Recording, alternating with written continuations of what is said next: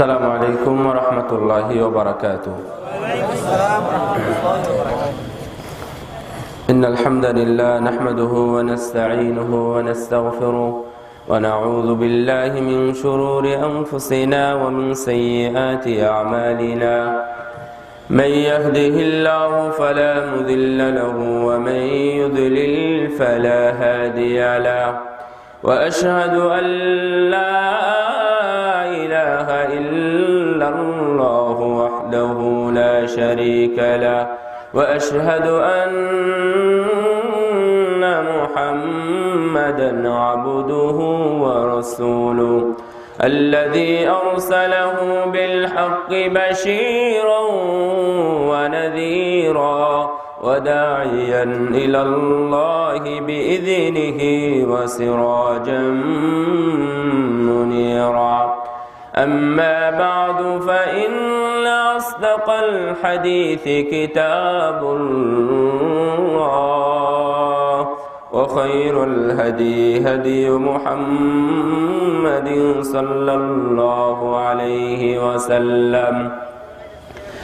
وشر الأمور محدثاتها وكل محدثة بدعة وكل بدعة ضلالة وكل ضلالة في النار. وقد قال الله تعالى في كلامه المجيد والفرقان الحميد: أعوذ بالله من الشيطان الرجيم. بسم الله الرحمن الرحيم. Stand ঠিক করে দেন, এভাবে আওয়াজ করা যাবে না।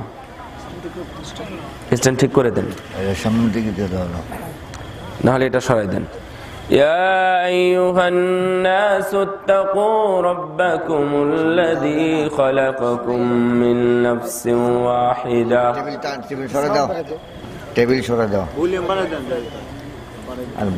وخلق منها زوجها وبث منهما رجالا كثيرا ونساء واتقوا الله الذي تساءلون به والأرحام إن الله كان عليكم رقيبا. يا أيها الذين آمنوا اتقوا الله وقولوا قولا سديدا يصلح لكم أعمالكم ويغفر لكم ذنوبكم ومن يطع الله ورسوله فقد فاز فوزا عظيما. وقال الله تبارك وتعالى: أعوذ بالله من الشيطان الرجيم. ويوم يعض الظالم على يديه يقول يا ليتني اتخذت مع الرسول سبيلا. يا ويلتى ليتني لم اتخذ فلانا خليلا لقد أضلني عن الذكر بعد إذ جاءني وكان الشيطان للإنسان خذولا.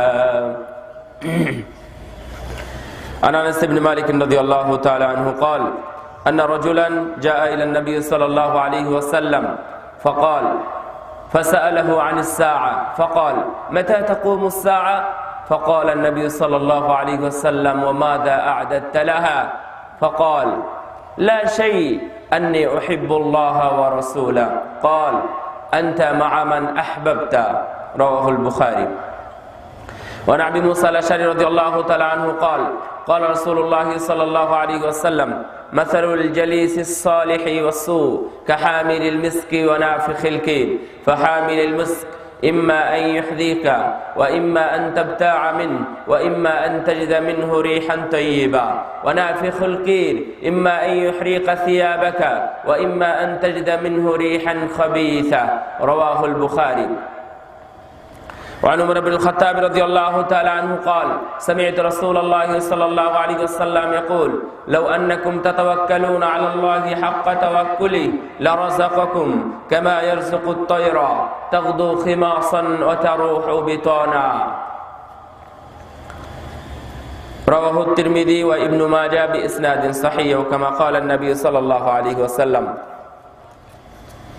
ইসাদিঘি উত্তরপাড়া এই মানব কল্যাণ সংস্থার উন্নয়ন কল্পে আজকের এই ইসলামী মহাসম্মেলনের সম্মানিত সুযোগ্য সভাপতি, প্রধান অতিথি, বিজ্ঞ পরিচালক মণ্ডলী এবং সম্মানিত ওলামা একরাম, আমার সামনে উপবিষ্ট জ্ঞান পিপাসু, হক পিপাসু মুসলিম ভাইয়েরা, পর্দার আড়ালের মা ও বোনেরা, প্রশংসা জানায় সে মহান রব্বুল আলামিনের জন্য যার অশেষ মেহেরবানিতে, যার অশেষ কৃপায় আজকে আমরা সুন্দর একটি অনুষ্ঠানে, একটি জায়গায়, মাহফিল জালসাতে উপস্থিত হতে পেরেছি। যে আল্লাহ রব্বুল আলামিন আমাদেরকে বেছে, আমাদেরকে পছন্দ করে এত সুন্দর জায়গাতে আসার তৌফিক দান করেছেন, তার দরবারে শুকরিয়াতান বলি আলহামদুলিল্লাহ, আলহামদুলিল্লাহ। দরুদ ও সালাম বর্ষিত হোক মানবতার মুক্তির দূত মুহাম্মদুর রাসূলুল্লাহ সাল্লাল্লাহু আলাইহি ওয়াসাল্লামের প্রতি। সম্মানিত উপস্থিতি, আমরা যে যেখান থেকে আসি না কেন, এখানের বাসিন্দারা খুব কমই আছে। এখানকার বাসিন্দা যারা, তারা একটু টিভি দেখায় ব্যস্ত আছে, কেউ আবার বাজার ঘাটে আছে, কেউ আবার দোকান নিয়ে ব্যস্ত, কেউ আবার আজকে জালসার দিনে নতুন নতুন দোকান বসেছে, সেগুলো খাওয়াতে ব্যস্ত আছে। তো তারা ব্যস্তই থাক। আপনারা যারা আছেন এখানে, হয়তোবা গতকালকেও শুনেছেন, আজকে শুনতেছেন, আগামীকালকে আবার কোনো জালসায় গিয়ে শুনবেন। প্রতিদিনই শুনবেন, তো আমল করবেন কখন?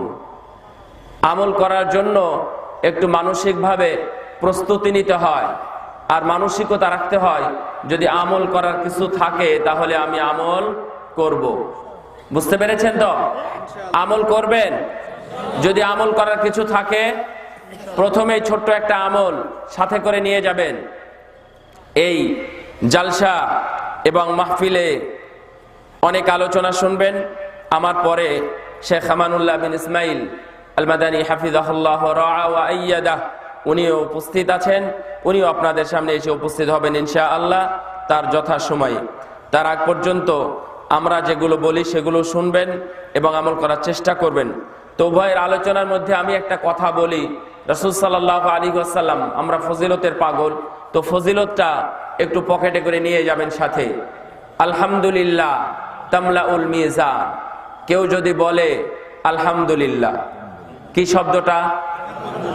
তামলাউল মিজান, মানে মিজান, মিজানের পাল্লা। কিয়ামতের দিনের আগে যেটা পাওয়া যায় না, সেই কিয়ামতের দিন ওই মিজানের পাল্লা আল্লাহ রাব্বুল আলামিন আমার আপনার জন্য নেকি দিয়ে পূর্ণ করে দিবেন, শুধু আলহামদুলিল্লাহর বিনিময়ে। আপনারা শুনে খুশি হয়ে বললেন সুবহানাল্লাহ। রাসূল সাল্লাল্লাহু আলাইহি ওয়াসাল্লাম বলছেন সুবহানাল্লাহ আলহামদুলিল্লাহ তামলাউ আও তামলাআনি মা বাইনাস সামাওয়াতি ওয়াল আরদ। কেউ যদি বলে সুবহানাল্লাহ আলহামদুলিল্লাহ, এটা কি শেখার জন্য কোন স্কুলে যেতে হবে? মাদ্রাসায়, মক্তবে, টিউশনি করা লাগবে না, প্রাইভেটও পড়া লাগবে না, আপনি এমনিতেই শিখে গেলেন। যারা এখানে শুনলেন, তারা যারা অনুপস্থিত তাদেরকে গিয়ে শোনাবেন। মা বোনেরা যারা বাড়িতে বসে থেকে আপনাদের জন্য প্রহর গুনছে, তাদের গিয়ে শোনাবেন কেমন আছো। সে যদি বলে, কিছুই যদি না বলে, তাহলে বলবেন যে বলো আলহামদুলিল্লাহ। তার কারণ আলহামদুলিল্লাহর মধ্যে কি আছে আমি শুনে আসলাম। সহিহ মুসলিমের হাদিস, আবু মালিক আল আশআরী রাদিয়াল্লাহু তাআলা আনহুর হাদিস, এবং কিতাবুত তাহারাতের মধ্যেই আছে, প্রথম দিকেই আছে 137 নম্বর হাদিস সহিহ মুসলিমের মধ্যে। রাসূল সাল্লাল্লাহু আলাইহি ওয়াসাল্লাম বলেন, কেউ যদি বলে সুবহানাল্লাহ আলহামদুলিল্লাহ, এই ছোট্ট কথা, তাহলে আসমান এবং জমিনের মাঝে যে ফাঁকা জায়গাটা আছে, উপরে আসমান নিচে জমিন, এর মাঝে ফাঁকা জায়গা আছে না, এই ফাঁকা জায়গাটা নেকি দিয়ে আল্লাহ পূর্ণ করে দেন। আল্লাহু আকবার। এটা বাড়িতে নিয়ে যাবেন। আর এখন যেটা বলতেছি, এটা এখন চেষ্টা করবেন বাড়িতে নিয়ে যাওয়ার জন্য। মুজালাসাতুস সালিহিন, আকওয়া মিন মুজালাসাতিল মুফাসাদা। উত্তম বন্ধু, উত্তম সঙ্গী আসলেই উত্তম খারাপ বন্ধুর চাইতে। উদাহরণস্বরূপ আমি একটা উদাহরণ দিয়ে দিচ্ছি, উদাহরণটা মনে রাখবেন। সহিহ বুখারীর হাদিস, এই হাদিসটা 6139 নম্বর হাদিস সহিহ বুখারীর মধ্যে আসছে। আমি গল্প বলবো না, যতটুকু পারি ততটুকু কোরআন হাদিসের অনুবাদ করব, কিন্তু অনুবাদ করলেও এটা একটা গল্পই। এই গল্পটা সহিহ বুখারী থেকে অনুবাদ করতেছি। রাসূল সাল্লাল্লাহু আলাইহি ওয়াসাল্লামের দুইজন সাহাবী সালমান ইবনে আকুআ রাদিয়াল্লাহু আন এবং আবু দারদা রাদিয়াল্লাহু আন। তো এই দুইজনের কাহিনী। সালমান গেছেন আবু দারদার বাড়িতে। আবু দারদা একজন সাহাবী, নাম শুনেন নাই আপনারা? উম্মুদ দারদা, এই দুইজনই জালিলুল কদর সাহাবী এবং এদের অনেক কাহিনী আছে, সুন্দর সুন্দর কাহিনী আছে। তাদের মধ্যে উম্মুদ দারদার বাড়িতে গেছেন সালমান ইবনে আকুআ রাদিয়াল্লাহু আনহু, গিয়ে তার ওয়াইফের সাথে সাক্ষাৎ। তার ওয়াইফ কাপড় পরে আছে, ছিন্ন ভিন্ন জীর্ণ শীর্ণ এক পোশাক পরে আছে। জিজ্ঞাসা করলেন আপনার এই অবস্থা কেন? তখন উনি বললেন যে আপনার ভাই মানে আবু দারদা, আপনার ভাই তো দুনিয়ার আর কোনো খোঁজ রাখে না, ও তো শুধুমাত্র সালাত সিয়াম এবং ইবাদত বন্দিগি, রাতের নামাজ দিনের রোজা এটা নিয়েই ব্যস্ত আছে, আর কোনো খোঁজ খবর রাখে না। আচ্ছা ঠিক আছে। সালমান কি করতে হবে উনি বুঝে ফেললেন। উনি থাকলেন বাড়িতে, খেতে বসেছেন। মজার কথা শোনেন, খেতে বসেছেন, ইবাদতের মধ্যেও ভণ্ডামি থাকে, ইবাদতের মধ্যেও ভুল থাকে। নামাজ রোজা পড়েও বেশি বেশি মানুষ জাহান্নামে যাবে, নামাজ রোজা পড়েও ইসলাম থেকে মানুষ খারিজ হয়ে যাবে। হাদিস শুনেছেন কোনোদিন?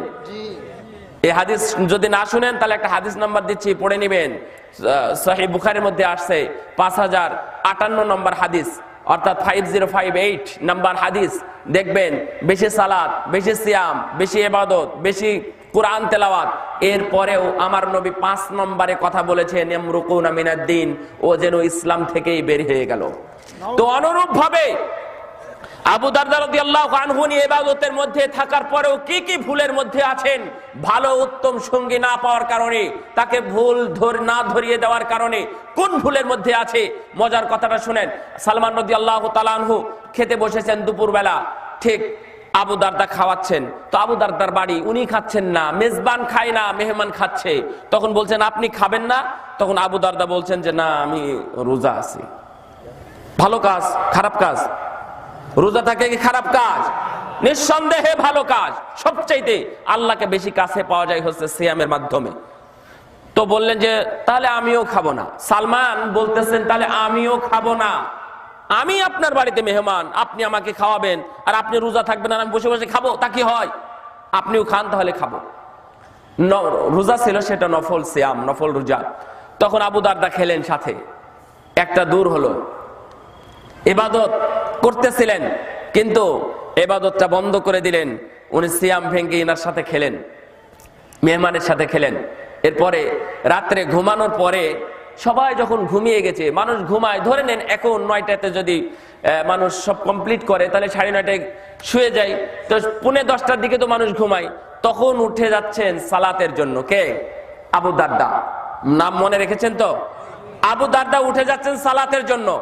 আমি গল্পটা বলে ওয়াজ শুরু করব, এই গল্পটাও আমার সাবজেক্ট, এই জন্য বলতেছি। তো যখন উঠে যাচ্ছেন তখন হাত ধরেছেন, কোথায় যান? যে নামাজ পড়বো। ঘুমান আমার সাথে। আপনি সালাত আদায় করবেন আর আমি ঘুমাবো? আপনিও ঘুমান আমার সাথে। উনি ঘুম লাগিয়ে দিলেন, একসাথে ঘুমালেন। অর্ধেক রাত যেতে না যেতে আবার উঠেছেন আবু দারদা রাদিয়াল্লাহু আনহু। আল্লাহু আকবার। হিসাব করেছেন আল্লাহর জন্য তারা কত পাগল ছিল। তাতাজাফা জুনুবুহুম আনিল মাদাজি ইয়াদউনা রাব্বাহুম খাউফান ওয়া তামআ। তাদের বিছানাতে তাদের পিঠটাই যেন ঠেকে না, উঠে গেছে আবার সালাতের জন্য। অর্ধেক রাতে আবার তাকে হাত ধরে আবার ডেকে শুয়ে দিয়েছেন, খবরদার যেতে পারবেন না, আমি উঠবো আপনি উঠবেন। এরপরে দুইজনই ফজরের সালাতের পূর্বে উঠে তাহাজ্জুদ পড়ে একসাথে ফজরের সালাতের জামাতে সালাত আদায় করার পরে সালমান আবু দারদাকে বলছেন আপনি কি হাদিস ভুলে গেছেন?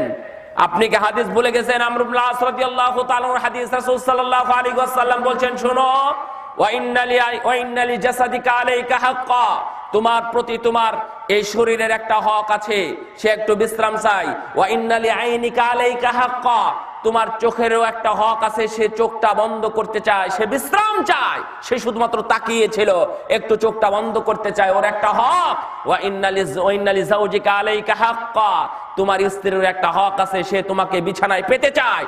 ওয়া ইন্না লিজুরিকা আলাইকা হাক্কা, এবং তোমার প্রতিবেশীরও একটা হক আছে যে তুমি তাদের কাছে যাবে, তাদের কাছে জানতে চাইবে, তাদের বাড়ি থেকে কিছু খাবে, তোমার খাবার তাদেরকে কিছু খাওয়াবে, এই হকটাও আছে।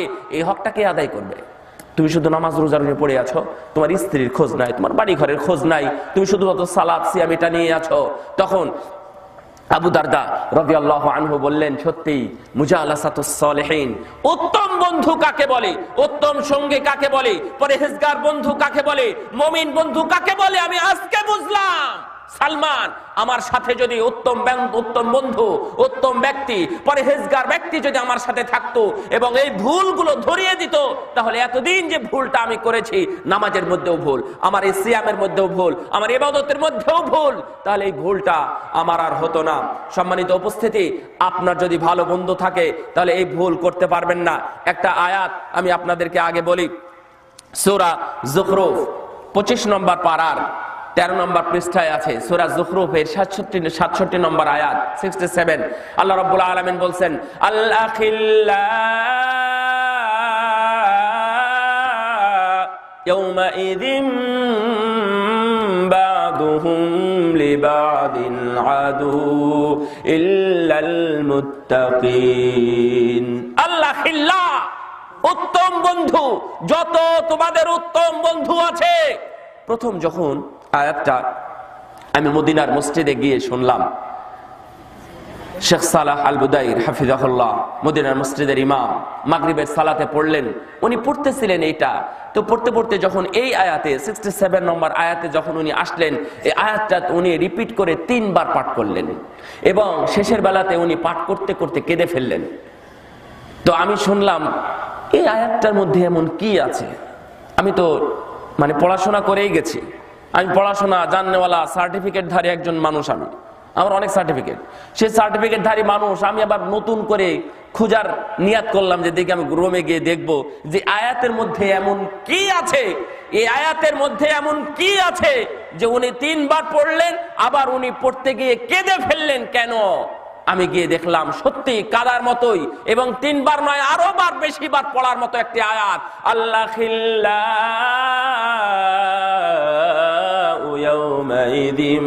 ইয়াউমাইযিন বা'দুহুম লিবা'দিন আদুউন ইল্লাল মুত্তাকিন।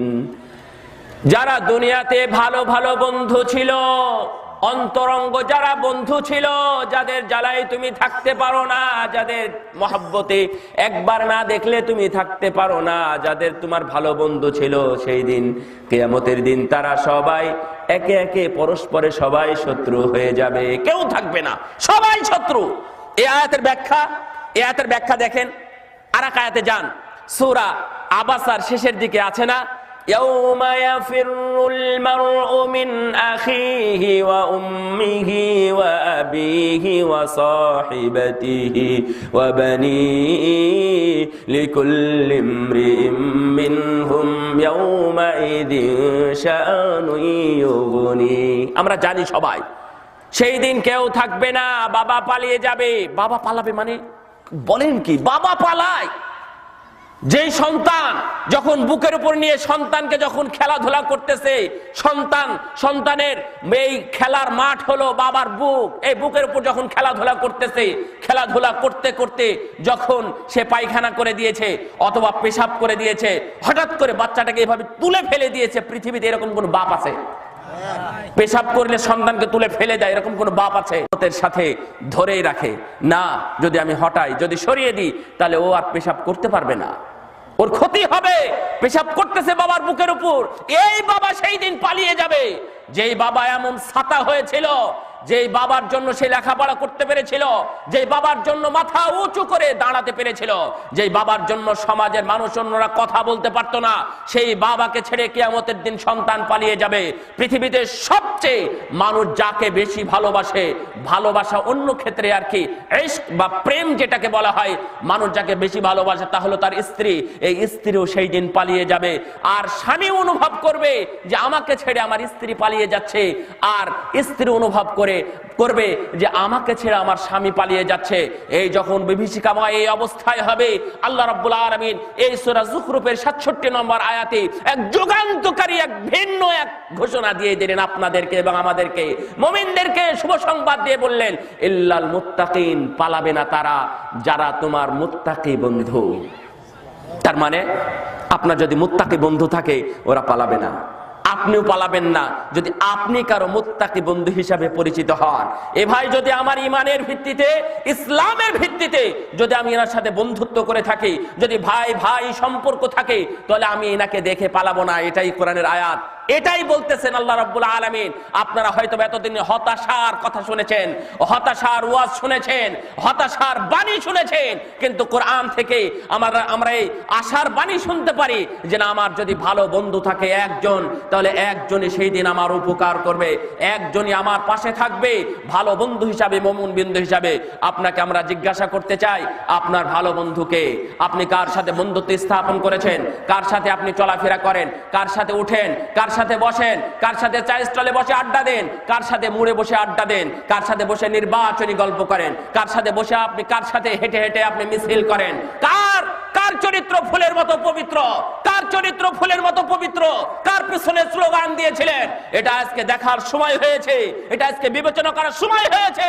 এটা আপনাকে আমি দিয়ে গেলাম, এই সবক দিয়ে গেলাম।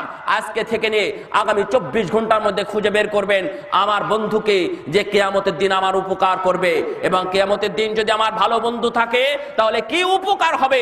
আমি আরো আয়াত শোনাবো, তাহলে বুঝতে পারবেন। আজকের বিশেষ করে আমি গাড়ি থেকে নামার পর থেকে নিয়ে এ পর্যন্ত যাদেরকে পেলাম, সবাইকে যুবকদেরকে পেলাম, একজন মুহতারামকে পেলাম মুরব্বী, বাকি সবাই হলো যুবক। এবং জানতে পেরেছি এই আজকের এই মানব কল্যাণ সংস্থার উন্নয়ন কল্পে যারা আয়োজক, আজকের এই ইসলামী মাহফিলে যারা বেশি যারা মানে কি বলে এটাকে মানে অনুষ্ঠিত করার জন্য অথবা আমাদের এটাকে বাস্তবায়ন করার জন্য যারা বেশি সময় দিয়েছে, তারা সবাই হলো যুবক। যুবক, তোমার জন্য আজকের আমার এই ওয়াজের বিষয়বস্তুটা, তোমার বন্ধুকে তুমি কার সাথে চলো, কার সাথে বলো, কার সাথে ঘুমাও, কার সাথে বসো, কার সাথে পড়ো, আর কার সাথে তুমি একাকী থাকো, এবং কার সাথে তুমি একাই বিশ্ববিদ্যালয়ের ক্যাম্পাসে চলাফেরা করো, এটা হচ্ছে আজকের বিষয়।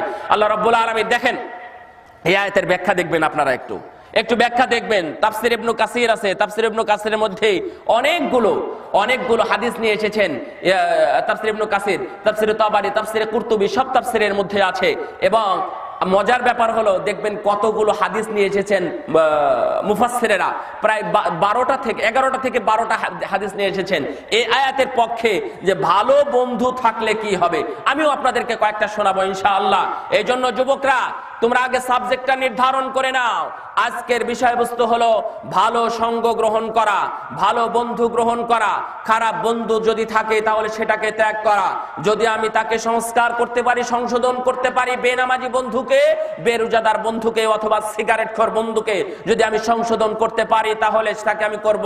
আর যদি সংশোধন করতে না পারি তাহলে আমি তাকে ত্যাগ করে ভালো একজন বন্ধুকে গ্রহণ করব, যে সালাত আদায় করে, যে সিয়াম পালন করে, যে সিগারেট খায় না, যে মদ জুয়া খেলে না এবং জুয়ার সাথে জুয়ার আড্ডাতে যায় না, যে শিরক বিদআতের আড্ডাখানায় কোনো সহযোগিতা করে না, যে শিরক করে না, বিদআত করে না, কোনো মাজারে যায় না, এই ধরনের আমি কোনো বন্ধুকে নিব, এবং এই ধরনের কোনো প্রেমিককে আমি বেছে নিব, এই ধরনের কোনো ভালো মানুষকে আমি বেছে নিব, এই ধরনের কোনো মেয়েকে আমি বেছে নিব যাকে আমি বিয়ে করব। এটাই হচ্ছে তোমার পরিচয়, এটাই হচ্ছে তোমার কাজ। এই জন্য আজকের এই আলোচনা। আল্লাহ রাব্বুল আলামিন বলেছেন, ফামা লানা মিন শাফিঈন ওয়ালা সাদীকিন হামীম ফালাউ আন্না লানা কাররাতান ফানাকুনা মিনাল মুমিনিন। আল্লাহ রাব্বুল আলামিন বলেছেন কিয়ামতের দিনের একটা বিভীষিকাময় অবস্থার উপর লক্ষ্য করে বলেছেন। সূরা শুআরা 100, 101, 102 তিনটা আয়াত।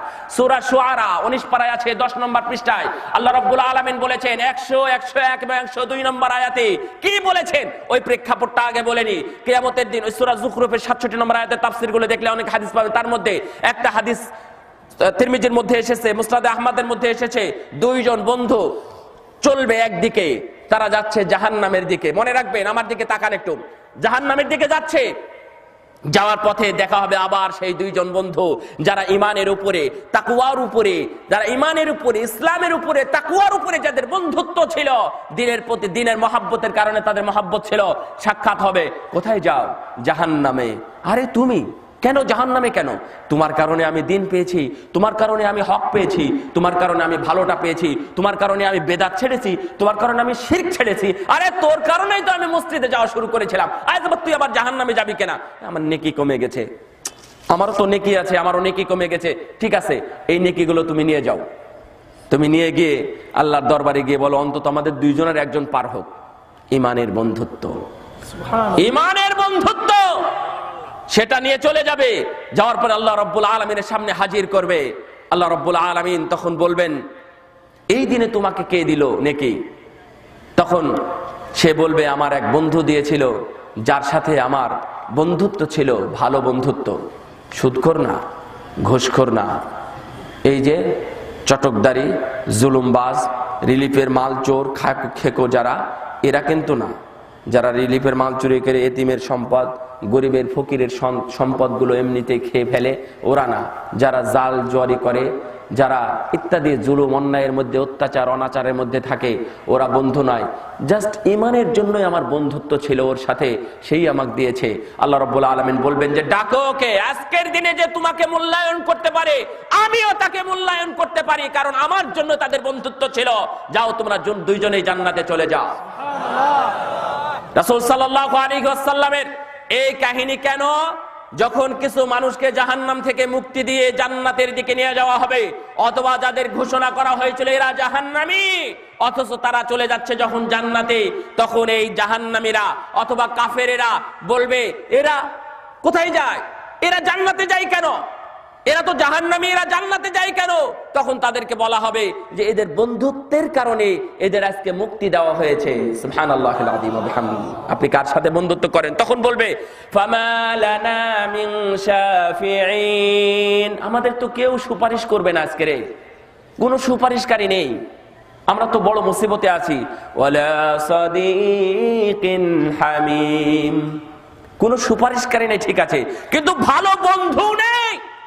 যাদের ঈমানের ব্যাপারে এবং তাকওয়ার ব্যাপারে, ইসলামের জন্য আমরা যাদের সাথে বন্ধুত্ব করেছিলাম, এই বন্ধুত্বের বিনিময়ে আজকে তো আমরা মুক্তি পেতাম। আর এরকম কোন বন্ধু তৈরি করতে পারিনি আমি। ফালাউ আন্না লানা কাররা, আল্লাহ রে তুমি যদি আমাদেরকে ফেরত দাও এই হাসরের ময়দান থেকে, সম্ভব ফিরে আসা, তুমি যদি আমাদেরকে ফেরত দাও, কাররাফানাকুনা মিনাল মুমিনিন, তাহলে আমরা মুমিন বন্ধু গ্রহণ করব, মুত্তাকি বন্ধু গ্রহণ করব। আল্লাহ তুমি আমাদেরকে ফেরত দাও, আবার দুনিয়াতে পাঠাও। দুনিয়াতে কোনো মানুষ আছে? তখন কোনো মানুষ নেই। হাসরের ময়দান, শুধু সেই হাসরের ময়দান থেকে এই দেশের মানুষ, এই এলাকার মানুষ, এই বাঙালি, এই হিন্দি, এই পৃথিবীর মুসলমানেরা সেই দিন আবার আফসোস করবে যে আল্লাহ তুমি ফেরত দাও দুনিয়াতে, পাঠাও তুমি বাংলাদেশে, পাঠাও তুমি ময়মনসিংহ, টাঙ্গাইলে, পাঠাও তুমি অমুক জায়গাতে, আমি দেখি ভালো ভালো মানুষের সাথে বন্ধুত্ব স্থাপন করে আবার আমি তোমার কাছে আসবো। আল্লাহ তুমি ফেরত দাও। ফেরত দেওয়া হবে? নো, ফেরত দেওয়া হবে না। তাহলে সেই দিন আসার পূর্বেই আপনি প্রস্তুতি গ্রহণ করুন। দেখেন, এটা তো আপনি জানলেন, কোরআনের আয়াত আপনারা আরেকটা জানেন, যেটা সূরা মুনাফিকুনের 12 নম্বর, 11 নম্বর, 12 নম্বর আয়াতে আল্লাহ রাব্বুল আলামিন বলেছেন ফায়াকুল রাব্বি লাউলা আখরতানি ইলা আজালিন করিব ফাআসাদদাক ওয়া আকুম মিনাস সালিহিন। এটাও জানেন আপনারা, আপনারা ওয়াজ শুনেছেন, কিন্তু পরের অংশটুকু শুনেন নাই। আপনারা ওয়াজ, যদি আমি টাকা আদায় করতাম তাহলে এখানে বলতাম যে আল্লাহ তুমি আমাকে একটু সুযোগ দাও, আমি দান করে আসবো, তাই না? কোরআনের আয়াত, এটা অনুবাদ করছি, আপনারা আবার মনে করবেন না যে আমি বানাচ্ছি। যে কোরআনের আয়াত হলো, একটু আমাকে ফেরত দাও, আমাকে সুযোগ দাও, আজালিন করিব ফাসাদ্দাক, আমি দান করব। আমার এখানে ক্যাশ আছে, এই ক্যাশটা আমি তুলে শুধু দিয়ে দেব। আমার এখানে ব্যাংকের চেক আছে, শুধু সিগনেচার করে দেব, একটু সুযোগ দাও আল্লাহ, একটু সুযোগ দাও। ওয়া আকুম মিনাস সালিহিন, এবং আমি ভালো মানুষের সাথে একটু চলে আসব, ভালো মানুষের সাথে একটু চলাফেরা করে প্রস্তুতি নিয়ে আসব, আমি ভালো বন্ধু গ্রহণ করব। আল্লাহ তুমি আমাকে একটু সুযোগ দাও। দেখেন, মানুষ মরণের সময় নামাজ পড়তেও চায় না, রোজা করতেও চায় না, অন্য কিছু করতে চায় না, ও ভালো বন্ধু চাচ্ছে। তাহলে ভালো বন্ধু ওর মানে করা, ভালো বন্ধু জোগাড় করা, ভালো বন্ধু তৈরি করা, এটা যে কত বড় গুণ, তাই এখান থেকে আপনাকে বোঝা উচিত। এই জন্য হাসানুল বসরি রাহিমাহুল্লাহ উনি এই আয়াতের তাফসিরে গিয়ে বলতেছেন, আকসিরু আস-সাদিকাল হামিম, হে আমার ভাইয়েরা, আমার সঙ্গী সাথীরা, আমার সঙ্গী সাথী ছাত্ররা যারা আছো, তোমরাও বেশি বেশি করে ভালো বন্ধু গ্রহণ করো, তোমরাও বেশি বেশি করে ভালো বন্ধু গ্রহণ করো, কারণ এটাই নাজাতের কারণ হতে পারে। আল্লাহু আকবার। কোরআনের আয়াত এটাই সাক্ষী। যদি আপনার ভালো বন্ধু না থাকে, যদি আপনার খারাপ বন্ধু থাকে, যারা সালাত আদায় করে না, যারা সিয়াম পালন করে না, যারা সান্ডা পান্ডা গুন্ডা, অথবা যারা সিনেমার পথ দেখায়, যারা সুদের পথ দেখায়, যারা ঘুষের পথ দেখায়, তাদের সাথে যদি আপনার বন্ধুত্ব থাকে, যারা আপনাকে দাড়ি কামানোর জন্য, দাড়ি চাচার জন্য, টাকনি নিচে কাপড় পরিধানের জন্য, খারাপ মেয়েদের সাথে চলার জন্য, অথবা ভালো মেয়েদের সাথেও প্রেম করার জন্য যারা আপনাকে সুরসুরি দিয়েছিল, যারা আপনাকে পরামর্শ দিয়েছিল, যারা আপনাকে টাকা দিয়ে, মোবাইল দিয়ে অথবা ক্যামেরা দিয়ে যারা সহযোগিতা করেছিল, সেই দিন আপনি তাদের ব্যাপারে কি বলবেন?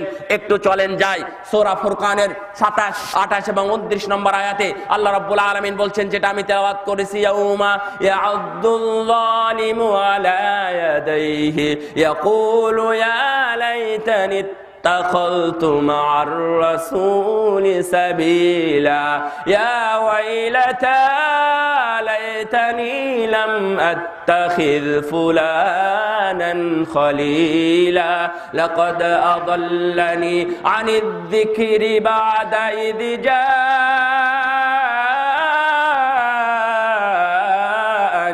وكان الشيطان للإنسان خذولا يوم يعض الظالم على يديه, সেই দিন জালেমরা এইভাবে দুই হাত কামড়াতে থাকবে, ইয়াকুল, এবং বলতে থাকবে, ইয়া লাইতানি ইত্তাখাযতু মা'আর রাসূলি সাবিলা, কি এটা করেছি রে, কেন আমি রাসূলের পথে চলি নাই, কেন আমি রাসূলের কথা শুনি নাই, কেন আমি সঠিক পথের দিশারি নিই নাই, কেন আমি জানার পরেও গ্রহণ করি নাই, কেন আমি ডান পথে চলি নাই, কেন আমি মসজিদের পথে চলি নাই, কেন আমি ইলমের পথে চলি নাই, কেন আমি মাদ্রাসার পথে চলি নাই, কেন ভালো মানুষের পিছে পিছে আমি চলি নাই। ইয়া ওয়াইলাতা, হায় আফসোস, লাম আত্তাখিয ফুলানান খলিলা, কেন আমি তাকে গ্রহণ করেছিলাম। যদি আমি তাকে বন্ধু হিসাবে গ্রহণ না করতাম, যদি আমি তার পিছনে না চলতাম, যদি আমি তার পিছনে স্লোগান না দিতাম, যদি আমি তাকে বড় না করতাম, যদি আমি তাকে অনুসরণ না করতাম, যদি আমি তার বই না পড়তাম, যদি আমি তার পিছনে না ঘুরতাম, তাহলে কতই না ভালো হতো। আরে চলেছিস যে তুই এত সারা জীবন ধরে, সেই দিন আফসোস করে কোনো কাজ আছে? কোনো কাজ হবে না। আফসোস মানুষ কখন করে কেউ বলতে পারেন? সাজিয়ে সময় চলে যাওয়ার পরে। এটা একটা কথা, সময় চলে যাওয়ার সময় তো আমারও চলেছে, আমার তো আর আফসোস নাই। আফসোস কি জানেন? সময় চলে যাওয়ার পরে একটা কাজ আমি করতে পারতাম কিন্তু করিনি, তখন আমি আফসোস করি, ইস রে, ওখানে গেলে টাকাটা আমি পেতাম। এটা হলো আফসোস। ইস, আমি যদি এই আবাদটাই জমিতে করতাম তাহলে ওর মতনই আমি আলু বেশি পেতাম। আমি কেন যে এই ফসলটা করতে গেলাম? আমি কচু করেছি, যদি আলু করতাম তাহলে আমি 100 মণ আলু পেতাম। কচু করেছি, কচু বুঝেন?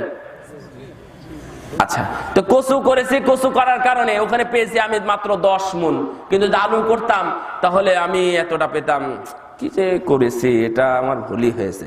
কেন যে লেখাপড়া করলাম না, কেন যে, আমার সুযোগ ছিল, আমি চাইলে পড়তে পারতাম, বাবা টাকা দিতেন, কিন্তু আমি করি নাই। আসলে এর নাম হচ্ছে আফসোস, এর নাম হচ্ছে আফসোস। সেই দিন কিয়ামতের দিন মানুষ আফসোস করবে, লাকাদ আদাল্লানি আনিয যিকরি বাদা ইয জাআনি, আমার কাছে ইলম এসেছিল, আমি জানতাম, আমি হকটা বুঝেছিলাম, আমি কিছু পেয়েও ছিলাম, তারপরেও ওরা আমাকে বিভ্রান্ত করেছে। বিসিএস এ একবারে সর্বশেষ পর্যায়ে ফাইনাল রেজাল্টে টপ 10 এর মধ্যে আছেন আপনি, 1 থেকে 10-এর মধ্যে আপনি আছেন। আপনি যা চাইবেন কর্তৃপক্ষ আপনাকে সেটাই দিতে বাধ্য।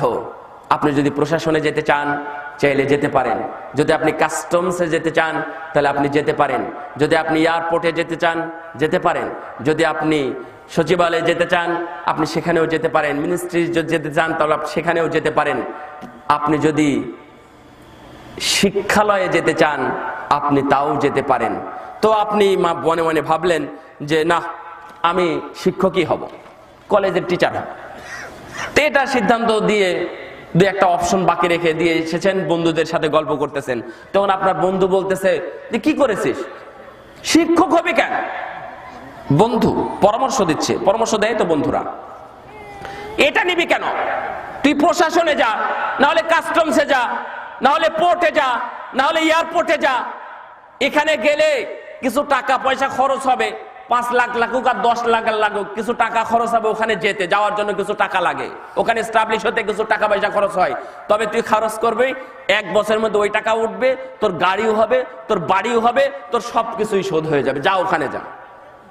তো বন্ধুর পরামর্শে চলে গেল সেখানে।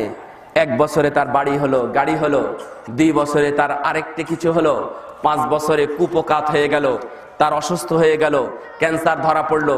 এরপরে সে দুনিয়াতে বিদায় নিয়ে চলে গেল।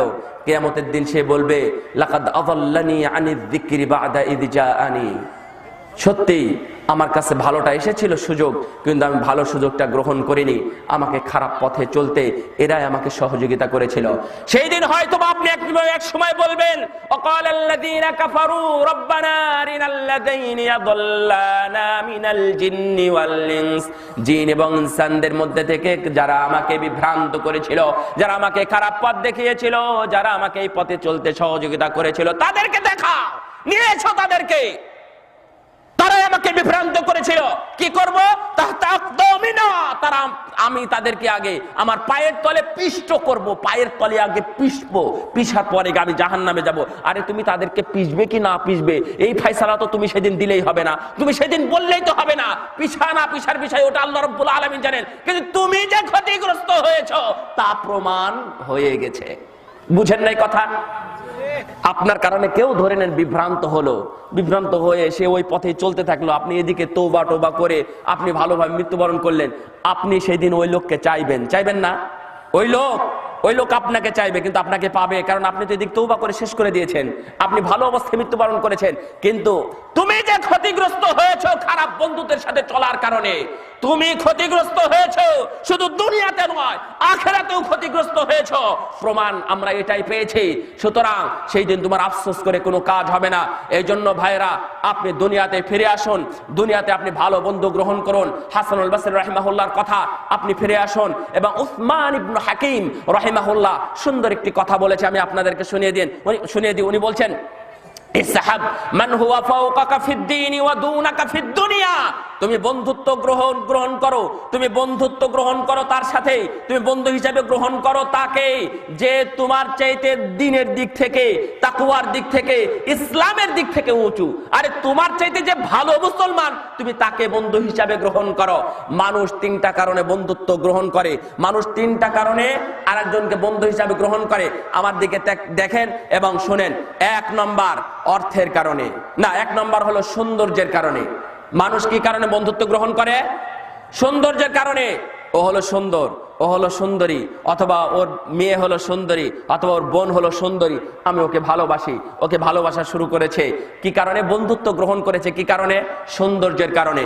2 অর্থের কারণে, ওর টাকা আছে, ওর পয়সা আছে, চাইলে কিছু পাওয়া যাবে, স্কুল কলেজে যদি কোনো সময় সমস্যা পড়ি তাহলে তার কাছে টাকা পাওয়া যাবে, অথবা কোনোদিন কোথাও আড্ডা দিতে গেলে বা শিক্ষা সফরে গেলে, অথবা যদি ছেলে মেয়ে একসাথে কোথাও সফরে যায়, অথবা যদি কোথাও প্রয়োজন হয় তাহলে তার ভালো মোবাইলটা আমি পাবো, অথবা তার ভালো ল্যাপটপটা আমি নিয়ে 2-4 দিন ইউজ করতে পারবো, তার টাকা আছে, পয়সা আছে, আমি এই জন্য তার সাথে বন্ধুত্ব করি। এবং 3 বংশের কারণে, বংশ মর্যাদা তার ভালো, তার বাবা হলো এসপি, তার বড় ভাই হলো ওসি অথবা সে মিনিস্টার অথবা এমপি পরিবারের সন্তান, আমি এই জন্য তাকে ভালোবাসি, তার বাড়িতে সৌন্দর্য নাই এবং টাকা পয়সা নাই, কিন্তু বংশের কারণে কোনো কারণে তার ক্ষমতা আছে, এই ক্ষমতার কারণে, অথবা সে কোনো পুলিশ অফিসারের সন্তান অথবা পুলিশের ভাই, এই জন্য আমি যদি তার সাথে চলাফেরা করি, তাকে যদি বন্ধু হিসাবে গ্রহণ করি, তাহলে আমি এই সুবিধাগুলো পাবো।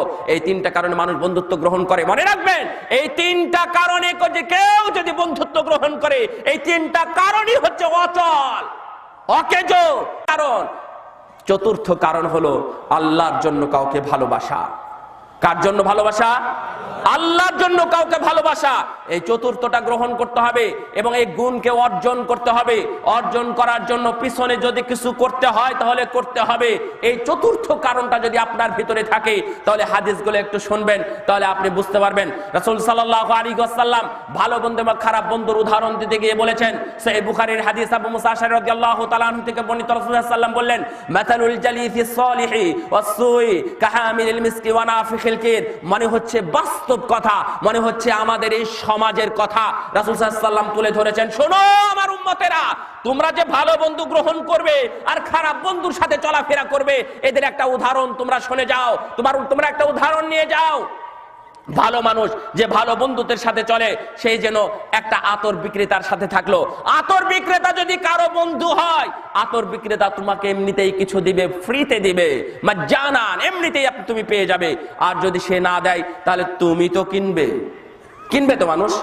তো আপনিও কৃপণ, সেও কৃপণ, ও দেয় না, আপনিও কিনেন না। আল্লাহর নবী সাল্লাল্লাহু আলাইহি ওয়াসাল্লাম তৃতীয় স্তরও খালি রাখেননি, বলছেন ওয়া ইম্মা আন তাজিদা মিনহু রিহান তাইয়্যিবা। আরে দুইজনের কৃপণ হলে কি হয়েছে? তুমি যদি আতর বিক্রেতার সাথে থাকো, অন্তত তুমি তার কাছ থেকে সুগন্ধিটা তো পাবে।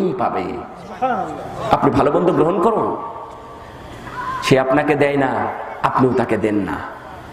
আপনিও চাইতে পারেন না, আপনি কিনতেও পারেন না, সেও আপনাকে দেয় না, কিন্তু তার কাছ থেকে সুগন্ধিটা আপনি অবশ্যই পাবেন। আর যদি আপনার বন্ধু হয় কামার বুঝেন, ওই যে লোহা পিটাই, ফু দেয়, হাপড়, মানে ফু দেয় জোরে জোরে, যদি ওর পিছনে থাকো তাহলে তোমার কাপড় পুড়ে যাবে। এই সুন্দর কাপড় আছে, যারা সিগারেট খায় দেখবেন যাদের কাপড়গুলো সুন্দর না, বুঝেননি? যারা সিগারেট খোর তো এখানে নাই আলহামদুলিল্লাহ, যারা সিগারেট খোর দেখবেন তাদের কাপড়গুলো বিভিন্ন জায়গায় পুড়ে আছে, তার সন্তানের কাপড়ও ফুটা ফুটা হয়ে পুড়ে আছে, তার স্ত্রীর কাপড়েরও বিভিন্ন জায়গায় ফুটা আছে। তার কারণ ও সিগারেট খেয়েছে। এটাই রাসূলের উদাহরণ। তুমি যদি তার সাথে থাকো, তোর কাপড় পুড়িয়ে দিবে রে বোকা। তুই যদি কামারের পিছে পিছে কামারকে বন্ধু বানাস, সিগারেট খোরকে যদি তুই বন্ধু বানাস আর ও সিগারেট খাবে, তুই বসে বসে থাকবি, তুই এমনিতেই ওর আগুনে তোর কাপড় পুড়ে যাবে। হ্যাঁ, তুমি খুব সতর্ক, সাবধান, শিক্ষিত ছেলে, মাস্টার্স পাস ছেলে, একবারে টাই পরে, প্যান্ট পরে, দাঁড়িয়ে চেঁচে টাকনি নিচে কাপড় পেরে ঘুরে বেড়ায়, মানে খুব বুদ্ধিমান সন্তান, বুঝেননি? বুদ্ধিমান। এই জন্য বুদ্ধিমান হওয়ার কারণে কি, খুব সাবধানে থাকে, ওই বিড়ির আগুন যেন আমার এখানে না লাগে। তারে তুমি যদি ওটাই সাবধান হও, ওয়া ইম্মা আন তাজিদা মিনহু রিহান খাবিসা, তোর ওই যে সিগারেট খাবে, সিগারেটের গন্ধটাকে খাবে, তো খেতেই হবে, বুঝেননি? এটা উদাহরণ আমি অনুবাদ করলাম।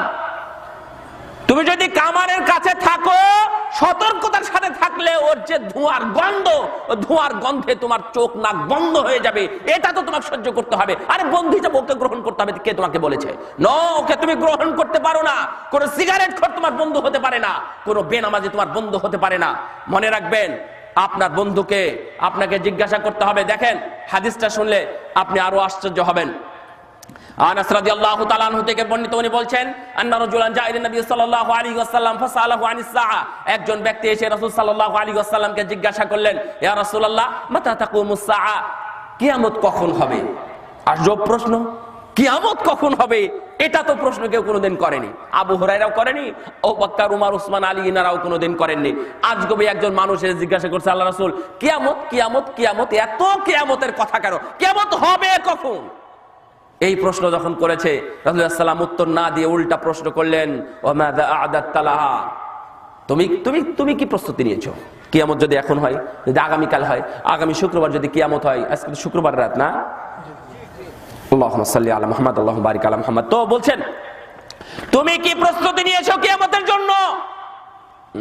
আমি কি প্রস্তুতি নিলে আসাই না, আমি তেমন কোনো প্রস্তুতি নিতে পারিনি ইয়া রাসূলুল্লাহ, তবে আন্নী উহিব্বুল্লাহ ওয়া রাসূলাহ, তবে আমি আল্লাহ এবং আল্লাহর রাসূলকে ভালোবাসি। সুবহানাল্লাহ, কত মজার উত্তর। বললেন না আমি আল্লাহকে এবং আপনাকে ভালোবাসি, এই কথা বললেন না, আল্লাহর দিকে গড়িয়ে দিলেন, আল্লাহর দিকে চালিয়ে দিলেন। সাহাবী রাদিয়াল্লাহু আনহু ওয়ারদা আন বলছেন উহিব্বুল্লাহ ওয়া রাসূলা, আমি আল্লাহকে এবং তার নবীকে আমি ভালোবাসি। রাসূল সাল্লাল্লাহু আলাইহি ওয়াসাল্লাম এত সুন্দর একটা জবাব পেয়ে এর চাইতে আরো বেশি সুন্দর শুভ সংবাদ তাকে দিয়ে দিলেন, আনতা মা মান আহবাবতা, আমার সাহাবী, তুমি বলেছো যে তুমি আল্লাহ এবং আল্লাহর রাসূলকে ভালোবাসো, আমিও তোমাকে বলে দিলাম যে তুমি কিয়ামতের দিন তার সাথেই থাকবে, তুমি যাকে ভালোবাসো। সুবহানাল্লাহ। আপনি কাকে ভালোবাসেন? আপনি তো বলবেন আমি নবীকে ভালোবাসি, তাই না? আল্লাহকে ভালোবাসি, মৌখিকভাবে ভালোবাসা। হ্যাঁ, ঈমান এনেছি যে নামাজ না পড়লে ঈমান ঠিক আছে, বুঝেননি? অনেকে বলে আরে নামাজ না পড়লে কি হয়েছে, ঈমান ঠিক আছে। আরে বেয়াকুব, তুই ঈমানের সংজ্ঞাই বুঝিস না। ঈমানের সংজ্ঞা কি জানেন না? ঈমানের সংজ্ঞা তিনটা। ঈমানের সংজ্ঞা তিনটা কথার সমন্বয়ে। একটা হলো অন্তর থেকে বিশ্বাস করা। অন্তর থেকে বিশ্বাস করা, আমি দুই একটা কথা বলবো একটু পরে। অন্তর থেকে বিশ্বাস করা, আর মুখে উচ্চারণ করা এবং কাজে বাস্তবায়ন করা। আপনি তিনটা একটা না করে যদি বলেন যে আমি মুমিন, আমি ঈমান এনেছি, তাহলে তুমি মিথ্যুক। তুমি নামাজ পড়ো না, তার মানে তোমার ঈমান থাকলো কোথায়? তার মানে ঈমানটা পূর্ণাঙ্গ সংজ্ঞা যেটা হয় সেটাই তোমার মধ্যে এখনো ঢুকেনি। আর তুমি বলতেছো আমি আল্লাহর নবীকে ভালোবাসি। প্রতিদিন সকালবেলা উঠে আমার সিটি ব্যাংকের চাকরি কর্মকর্তা একজন ভাই, ওনার নামও জানি, এখন বলবো না, হ্যাঁ বলার দরকার নাই, ঢাকাতে চাকরি করেন। ওনার কাছ থেকে আমি প্রথম জানি যে ব্যাংকে চাকরি করতে হলে, জানি না সব ব্যাংকে কোনো নিয়ম থাকতে পারে, অন্য কোনো নিয়মও থাকতে পারে। আমি যদি ব্যাংকে চাকরি করি, প্রতিদিন সকালে আমাকে শেভ করে দাড়িগুলো জবাই করে, প্রতিদিন সকালে জবাই করে তারপরে অফিসে যেতে হয়। নাউযুবিল্লাহি মিন যালিক। রাসূলের প্রাইভেট ব্যাংকে না, থ্যাংক ইউ সো মাচ। এটা একটা ইনফরমেশন পেলাম, দেখলেন, এটা বলার কারণে, এটা আগে শুনিনি।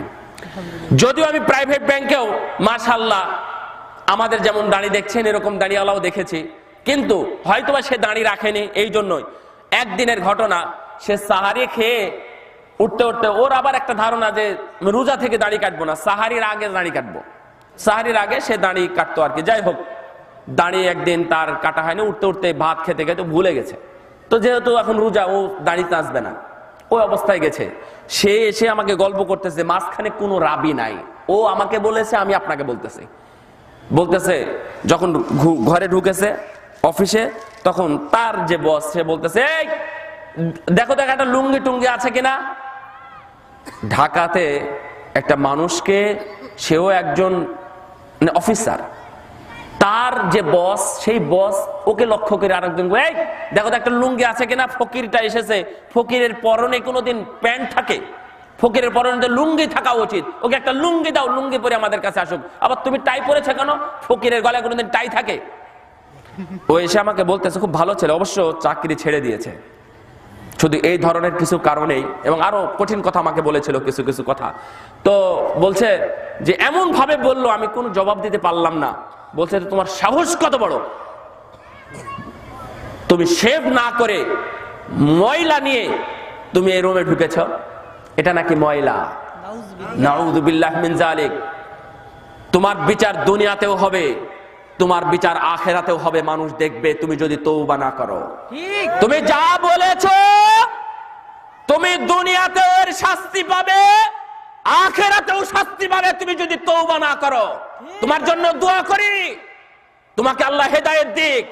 এই ধরনের কোন কমেন্ট, কোন মন্তব্য যদি আপনাদের মধ্যে থেকে থাকে, আমার মোবাইল আমি এখনই খুঁজলে আমি আপনাকে একটা ছবি দেখাবো, এখনই।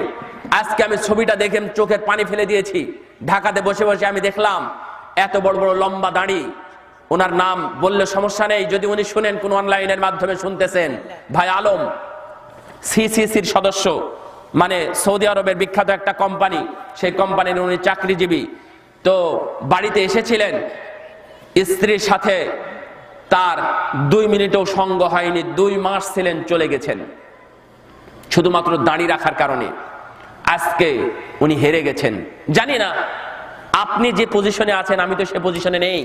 আমরা শুধু বড় কথা বলতে পারি, কিন্তু প্রেক্ষাপটে অথবা ময়দানে যারা থাকে তারাই বেশি বুঝে, তাই না? আমি আজকে ছবিটা দেখে আমি চোখের পানি ছেড়ে দিয়েছি। এই ভাইয়ের মতো মানুষ কিভাবে দাড়িটা কেটে ফেললো? সে পারেনি, হেরে গেছে আর কি। ধৈর্যের বেলায় অথবা তার ওয়াইফের কাছে, তার পরিবারের কাছে, তার একটা ছেলে এবং একটা মেয়ে, ছেলের ছবি দিয়েছে আজকে, ছবি দিয়ে আমাকে তার জন্য দোয়া চেয়েছে। ছেলে এবং মেয়ে এবং তার মা, 3 জন একাট্টা তাকে বাড়ি থেকে পর্যন্ত বের করে দিয়েছে। সে সাভারে তার নিজস্ব জমি কিনে বাড়ি করা আছে, সেই বাড়ি থেকে ওয়াইফ এবং তার ছেলে এবং মেয়ে বের করেছে শুধু দাড়ি রাখার কারণে। আমি আজকের ঘটনা বললাম, আজকে আমি ছবিটা দেখে আমি কেঁদে ফেলেছি। যদিও ঘটনাটা আমি যেখানে সাভারে খুতবা দিই তার পাশেই এই ঘটনা। ওনার সাথে সাক্ষাৎ হচ্ছে আমার মদিনাতে, এবং আমি ওনার ওই জেদ্দাতে যে সিসি কোম্পানির যেখানে আছে, অনেকবার গিয়ে সেখানে আমি জালসায় মাহফিল করেছি। সেখানে ওই গল্প একে একে শুনতে শুনতে এখানে এসে শুনলাম, ভাই এই ধরনের কোনো কমেন্ট অথবা কোনো কথার সাথে যদি আপনারা সম্পৃক্ত হন তাহলে তওবা করবেন। যদি তওবা না করেন, কিয়ামতের দিন আপনার কি অবস্থা হবে সেটা আমি জানি না। সুতরাং আমি বলছিলাম, আপনি কাকে ভালোবাসেন? বলবেন আল্লাহ এবং আল্লাহর রাসূলকে ভালোবাসি, কিন্তু ভালোবাসার কোনো নাম গন্ধ নেই। মন থেকে ভালোবাসতে হবে। শুধু মন থেকে ভালোবাসার কি অর্থ দেখেন। আপনারা অনেকেই শুনেছেন একটা কথা, মান ক্বালা লা ইলাহা ইল্লাল্লাহ দাখালাল জান্নাহ, যে লা ইলাহা ইল্লাল্লাহ বলে সে জান্নাতে যায়। শুনেছেন? আচ্ছা, এখন শুনেন, আপনারা কত লা ইলাহা ইল্লাল্লাহ বলতে পারেন এখন বলেন। এখন বলি আগে, তারপরে শুনেন। আবু হুরায়রা রাদিয়াল্লাহু তাআলা আনহু থেকে বর্ণিত, উনি বলছেন, আমি নবীকে জিজ্ঞাসা করলাম, মান আসাদুন নাসি বিশাফাতিকা ইয়াউমাল কিয়ামা, হে আল্লাহর নবী বলেন তো আপনার শাফাত আগে আগে কারা পাবে? লোভ কত, আগে আগে শাফাত নেবে তাই আবু হুরায়রা জিজ্ঞাসা করছে, তখন বলছে, মা জানান্তি আবা হুরায়রা, হে আবু হুরায়রা আমি ধারণা করছি এই প্রশ্ন আমার জীবনে কেউ করেনি, তুমি আমাকে প্রথমে করলে। আল্লাহু আকবার। আবু হুরায়রা কি প্রশ্ন করেছিল? কে আগে আগে আপনার শাফাত পেয়ে ধন্য হবে? তখন রাসূল সাল্লাল্লাহু আলাইহি ওয়াসাল্লাম তার জবাবে দিলেন, আসাদুন নাস বিশাফাআতি ইয়াউমাল কিয়ামা মান ক্বালা লা ইলাহা ইল্লাল্লাহ খালিসান মিন কলবিহি, কে যে বলবে লা ইলাহা ইল্লাল্লাহ অন্তর থেকে, একনিষ্ঠভাবে যারা লা ইলাহা ইল্লাল্লাহ বলবে তারাই আমার শাফাত পেয়ে ধন্য হবে। মন থেকে, যদি আপনি মন থেকে ভালোবাসতেন তাহলে রাসূলের সুন্নাতকে এইভাবে জবাই করতে পারতেন না। যদি মন থেকে ভালোবাসতেন তাহলে রাসূল সাল্লাল্লাহু আলাইহি ওয়াসাল্লামের সুন্নাতগুলো আদর্শ হিসাবে গায়ে মেখে নিতেন। যদি আপনি মন থেকে ভালোবাসতেন তাহলে আপনার বাড়িতে পর্দাটা এইভাবে উঠে যেত না।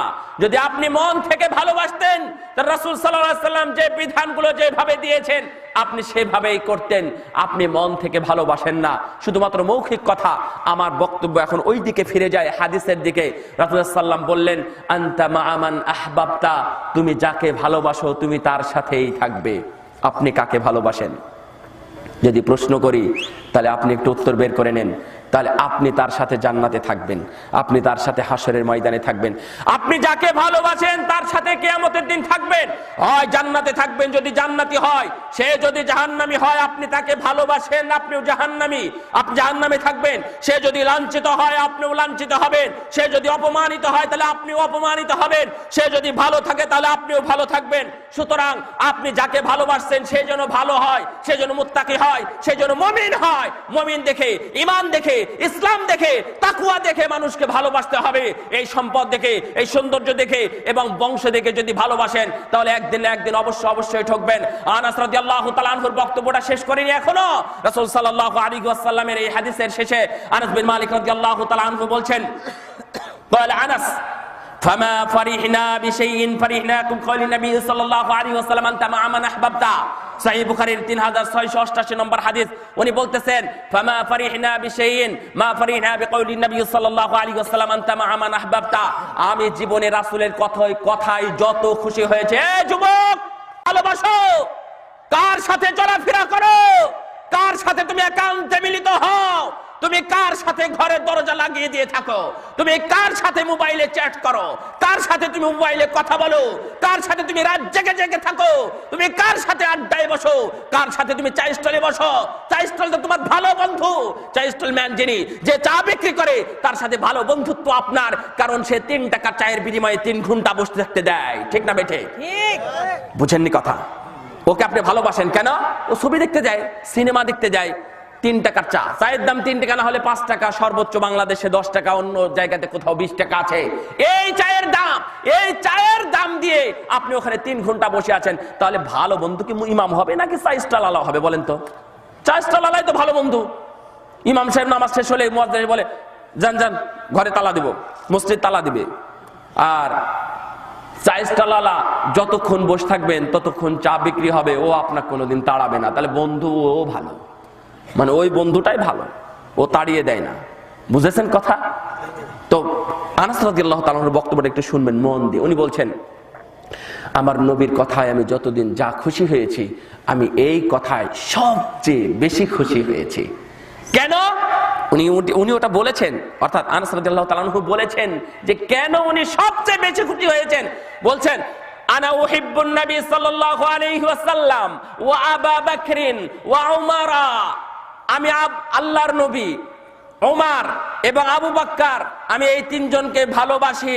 ওয়ালাম মাকুন মিসলা আমালিহিম, যদিও আমি নবীর মতো মর্যাদাবান হতে পারবো না, যদিও আমি আবু বকরের মতো জান্নাতের সার্টিফিকেট পাইনি, যদিও আমি উমারের মতো সেই জান্নাতের সুবিশাল অট্টালিকা আমার অধিকারী হয়নি, কিন্তু নবীর কথা অনুযায়ী আমি আবু বকরের সাথেই জান্নাতে থাকবো। আল্লাহু আকবার। আমার কথা বুঝলেন? এটা সত্যি বুঝতে পেরেছেন? আপনি যদি একজন ইমানদার মানুষকে, জান্নাতি মানুষকে ইমানের তাগিদে, ইমানের মাপকাঠিতে যদি ভালোবাসেন, তাহলে কিয়ামতের দিন আপনি তার সাথেই থাকবেন। সুবহানাল্লাহ। আপনার বন্ধু যদি বেনামাজি হয়, তাহলে কিয়ামতের দিন আপনি তার সাথেই থাকবেন। আপনি কাকে ভালোবাসেন? আপনি যাকে ভালোবাসেন তার ছবি ঝুলিয়ে রেখেছেন বাড়িতে। ঠিক। রাগ করলেন? রাগ করারই কথা, অন্য কেউ খবরদার রাগটা করেন না। যাকে ভালোবাসেন তার ছবি ঝুলিয়ে রেখেছেন বাড়িতে, না হলে গাড়িতে, না হলে ওয়ালে, না হলে দেওয়ালে, না হলে দোকানে, না হলে রাস্তায় ঘাটে। আপনার ইয়ার ওয়ালে দুয়ালে তাদের ছবি ঝুলে কেন? সে হতে পারে রাজনৈতিক ব্যক্তিত্ব, সে মহান হোক আর ছোট হোক, অথবা কোন ক্রীড়া জগতের প্লেয়ারের ছবি আপনার বাড়িতে টাঙ্গানো থাকে কেন? অথবা কোন চিত্র জগতের প্লেয়ারের ছবি আপনার বাড়িতে টাঙ্গানো থাকে কেন? আপনার সন্তান তাকে ভালোবেসে ফেলেছে। যদি এই হাদিস অনুযায়ী তাই হয়, ওকে ভালোবাসে, ওর সাথে আপনার হাসর হবে। ওকে ভালোবাসে, কিয়ামতের দিন তার সাথেই থাকবে, কারণ তাকে ভালোবেসেছে। সুতরাং সম্মানিত উপস্থিতি আমার দ্বীনি ভাইয়েরা, আমি শিরক বিদআতের ওয়াজ চাইলে করতে পারতাম। গতকালকেই শরীয়তপুরে নতুন ভাইদের সামনে শিরক বিদআতের ওয়াজ করে এসেছি। আজকে যুবক ভাইদের উদ্দেশ্যে এই বিষয়টা নিয়ে আসলাম এই জন্যই, যেন আপনারা একটু বুঝতে পারেন আমার বন্ধুটাকে আমি কার সাথে চলি, কে আমাকে পথ দেখায়, কে আমাকে ভালোটা বলে, কে আমাকে সিনেমার পথ দেখায়, কে আমাকে জালসার পথ দেখায়, কে আমাকে মেয়েদের পথ দেখায়, কে আমাকে মসজিদের পথ দেখায়। আপনার সন্তান দেখবেন পার্কের পথ চিনে, আপনার সন্তান চিড়িয়াখানার রাস্তা চিনে, চিড়িয়াখানার বর্ণনা দিতে জানে, কিন্তু আপনার সন্তান মসজিদের বর্ণনা দিতে জানে না। ঠিক। কেন? আপনি তাকে সেখানে নিয়ে যান, হাত ধরে এইভাবে টানতে টানতে নিয়ে চলে যান, কিন্তু আপনি তাকে হাত ধরে কোনোদিন মসজিদের মধ্যে নিয়ে যান না। এই জন্য আপনার সন্তান সেটা শিখেও না। সম্মানিত উপস্থিতি এবং আমার দ্বীনি ভাইরা, আমরা অনেক দূর পর্যন্ত চলে এসেছি। আমরা আর একটু কথা বলবো এর উপরেই। দেখেন, আমরা যদি কয়েকটা উদাহরণ দেখি, কয়েকটা যদি উদাহরণ দেখতে পাই, তাহলে আমরা বুঝতে পারবো যে রাসূল সাল্লাল্লাহু আলাইহি ওয়াসাল্লামের এই যে রেখে যাওয়া আদর্শ, একজন আরেকজনকে ভালোবাসা, কিভাবে ভালোবাসা হয় এবং ভালোবাসা করলে কি পাওয়া যায়।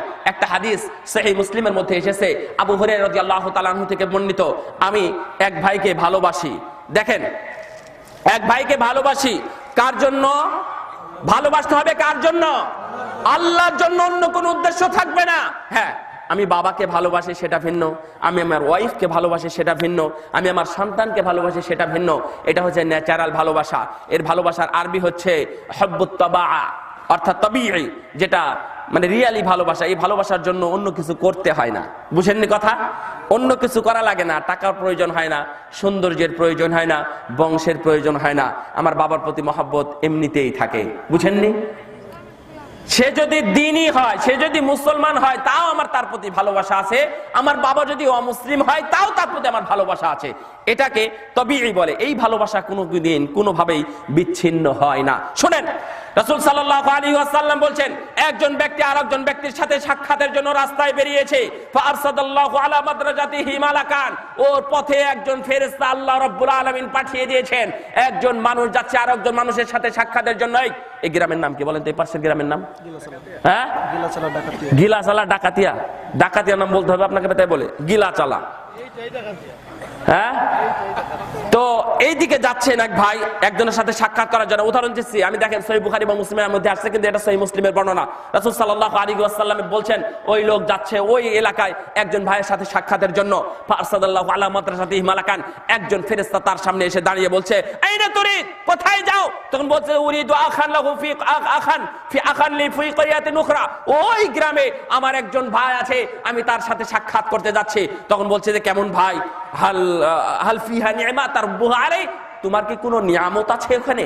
মানে কোনো কৃষিকাজ, কোনো ডাক্তারি, অথবা কোনো লেনদেন, কোনো ঋণ, অথবা আত্মীয় স্বজন, শ্বশুর বাড়ি বা বিয়ের বাড়ি, অথবা তাওয়ের বাড়ি যাচ্ছ, এমন কিছু কি? তখন বলছে, আরে না, বাল্লান্নি উহিব্বুহু ফিল্লাহি আযজা ওয়া জাল, আমি ওর সাথে দেখা করার জন্য যাচ্ছি, কারণ আমি তাকে শুধু আল্লাহর জন্য আমি ভালোবাসি।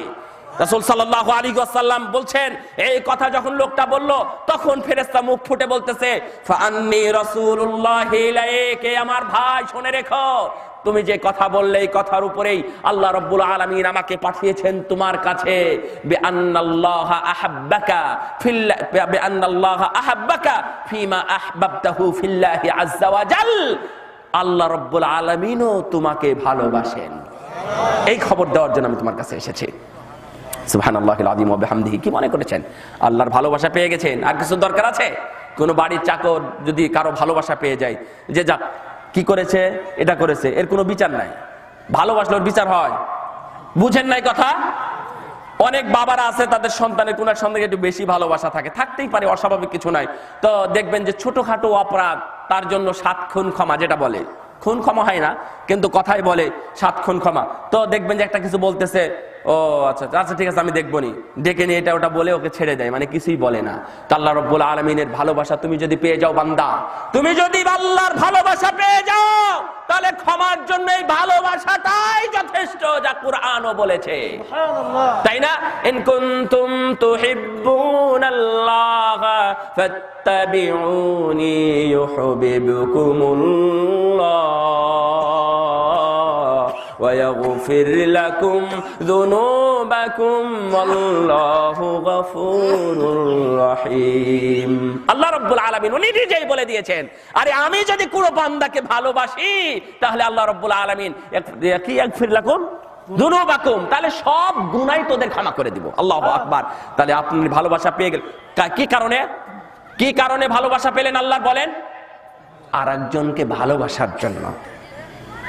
যুবক যুবতীরা, তোমরা যে ভালোবাসা বাসা শুরু করেছো, এই ভালোবাসার বন্যায় একদিন বাংলাদেশি ভেসে যাবে, তোমরাও থাকবে না। এই ভালোবাসা শুরু হয়েছে, এটা চলবে না। রাসূল সাল্লাল্লাহু আলাইহি ওয়াসাল্লাম বলছেন, শুনুন, অন্য হাদিসে এসেছে, ওই যে হাদিসটার কথা রাসূল সাল্লাল্লাহু আলাইহি ওয়াসাল্লাম বলছেন যে সাবাতুন ইযিল্লুহুমুল্লাহু ফি যিল্লিহি ইয়াওমা লা যিল্লা ইল্লা যিল্লুহু, কিয়ামতের দিন আল্লাহ তার আরশের ছায়া তলে কিছু মানুষকে ছায়া দান করবেন, যেই দিন ওই আরশের ছায়া ছাড়া আর কোনো ছায়া থাকবে না। তার মধ্যে 2 জন ব্যক্তি আছে, কে? রাজুলান তাহাব্বা ফিল্লাহি ওয়া ইজতামাআ আলাইহি ওয়া তাফাররাকা আলাইহি, ওই 2 জন ব্যক্তিকে আল্লাহ আরশের ছায়া তলে ছায়া দিবেন। ওরা নামাজ রোজা হজ যাকাত করেছে এই জন্য না, বুঝেন নাই কথা? ওরা বেশি কোরআন তেলাওয়াত করেছে এই জন্য না, ওরা বেশি তাহাজ্জুদ পড়েছে এই জন্যই না। এখানে হাদিসে যে ভাষাটা আছে সেটাই অনুবাদ করে আল্লাহ রাসূল সাল্লাল্লাহু আলাইহি ওয়াসাল্লাম বলছেন, ওই 2 জনকে জায়গা দেওয়া হবে যারা আল্লাহর জন্য পরস্পরকে 2 জনকে ভালোবাসতো। আপনিও ভালোবাসেন? আপনিও ভালোবাসেন, ভালোবাসেন, বন্ধু বেশি করে তৈরি করেন, তবে ইমানের ভিত্তিতে, ফসলের ভিত্তিতে না। ওর বাড়িতে বেশি মাল সম্পদ আছে, ও আমি যদি ওর সাথে চলাফেরা করি, আমার টাকা পয়সা হাওলাত দিতে পারি, তাহলে ওকেই ভালোবাসি। ভালোবাসেন, কিন্তু পাবেন না। এ দুনিয়াতে পাবেন, আখেরাতে পাবেন না। দুনিয়াতে পাবেন, আখেরাতে পাবেন না। তারপরে রাজুলান তাহাব্বা ফিল্লাহ, আল্লাহর জন্য ভালোবাসতো পরস্পরে, ওয়াজতামা আলাই, আল্লাহর জন্য তারা একত্রিত হতো। কি জন্য একত্রিত হয়েছে আজকে এখানে? আল্লাহর জন্য। কার জন্য আপনারা এখানে এসেছেন? আল্লাহকে খুশি করার জন্য। কার জন্য?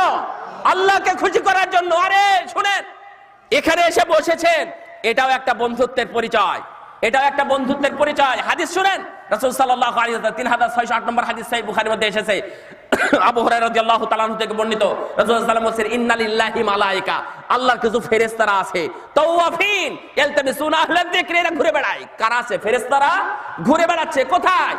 এই আসমান জমিন ফাঁকা জায়গায় ঘুরে বেড়াচ্ছে।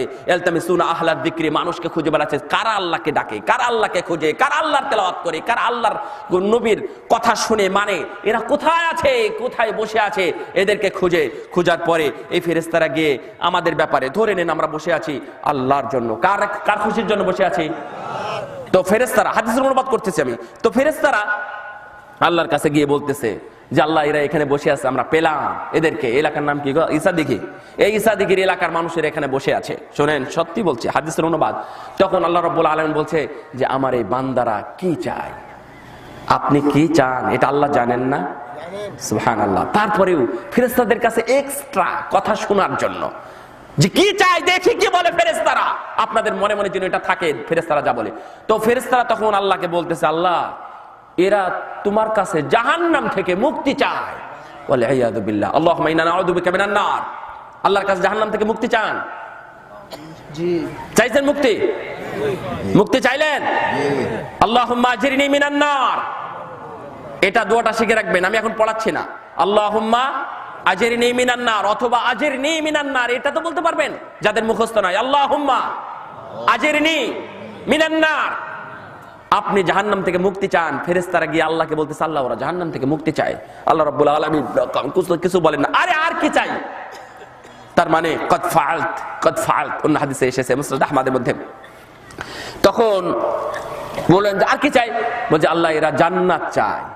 আপনারা জান্নাত চান না? আল্লাহুম্মা ইন্নী আসআলুকা জান্নাতাল ফিরদাউস, বলতে পারেন? আল্লাহুম্মা ইন্নী আসআলুকা জান্নাতাল ফিরদাউস, আল্লাহুম্মা ইন্নী আসআলুকা জান্নাতাল ফিরদাউস, আল্লাহুম্মা ইন্নী আসআলুকা জান্নাতাল ফিরদাউস। রাসূল সাল্লাল্লাহু আলাইহি ওয়াসাল্লাম বলছেন, কোন বান্দা যদি সকালে আল্লাহর কাছে জান্নাত চায়, তাহলে জান্নাত আপনার পক্ষ নিয়ে আপনার প্রতি উকালতি করে আল্লাহকে বলেন, আল্লাহ, সে আমাকে পেতে চায়, সুতরাং তারটা কবুল করো। সুবহানাল্লাহ। আপনি তো পাপ করেন, জান্নাত কি পাপ করে? তাহলে আপনার কথাটা যদি নাও শুনেন আল্লাহ, তাহলে জান্নাতের কথা আল্লাহ ইনশাআল্লাহ শুনবে এবং আপনার এই কথাটাকে কবুল করবেন। সুবহানাল্লাহিল আযীম ওয়া বিহামদি।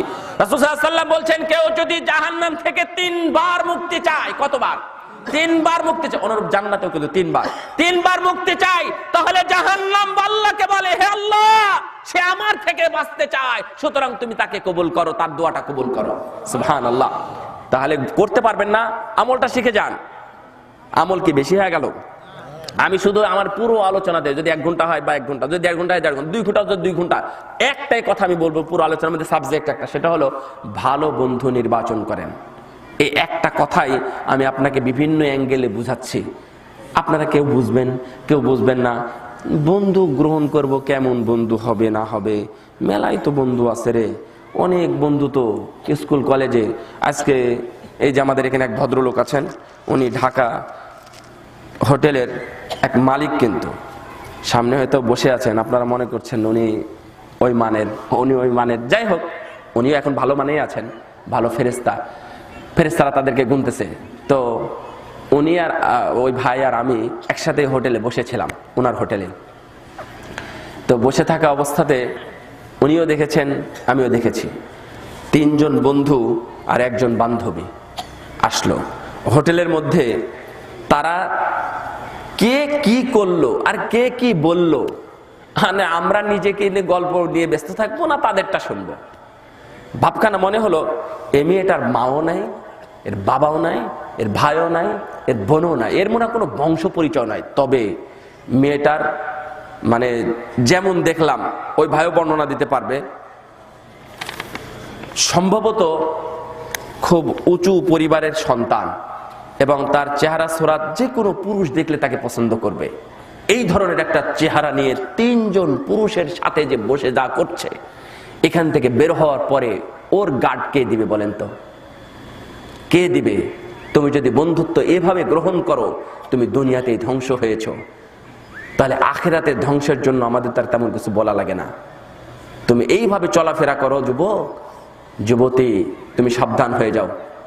আমি বলছিলাম একটা হাদিস, রাসূল সাল্লাল্লাহু আলাইহি ওয়াসাল্লাম বলছেন, আল্লাহ তখন জিজ্ঞাসা করেন এরা আর কি চায়? এরা চায় জান্নাত। আল্লাহ রাব্বুল আলামিন আরো কিছু প্রশ্ন করেন।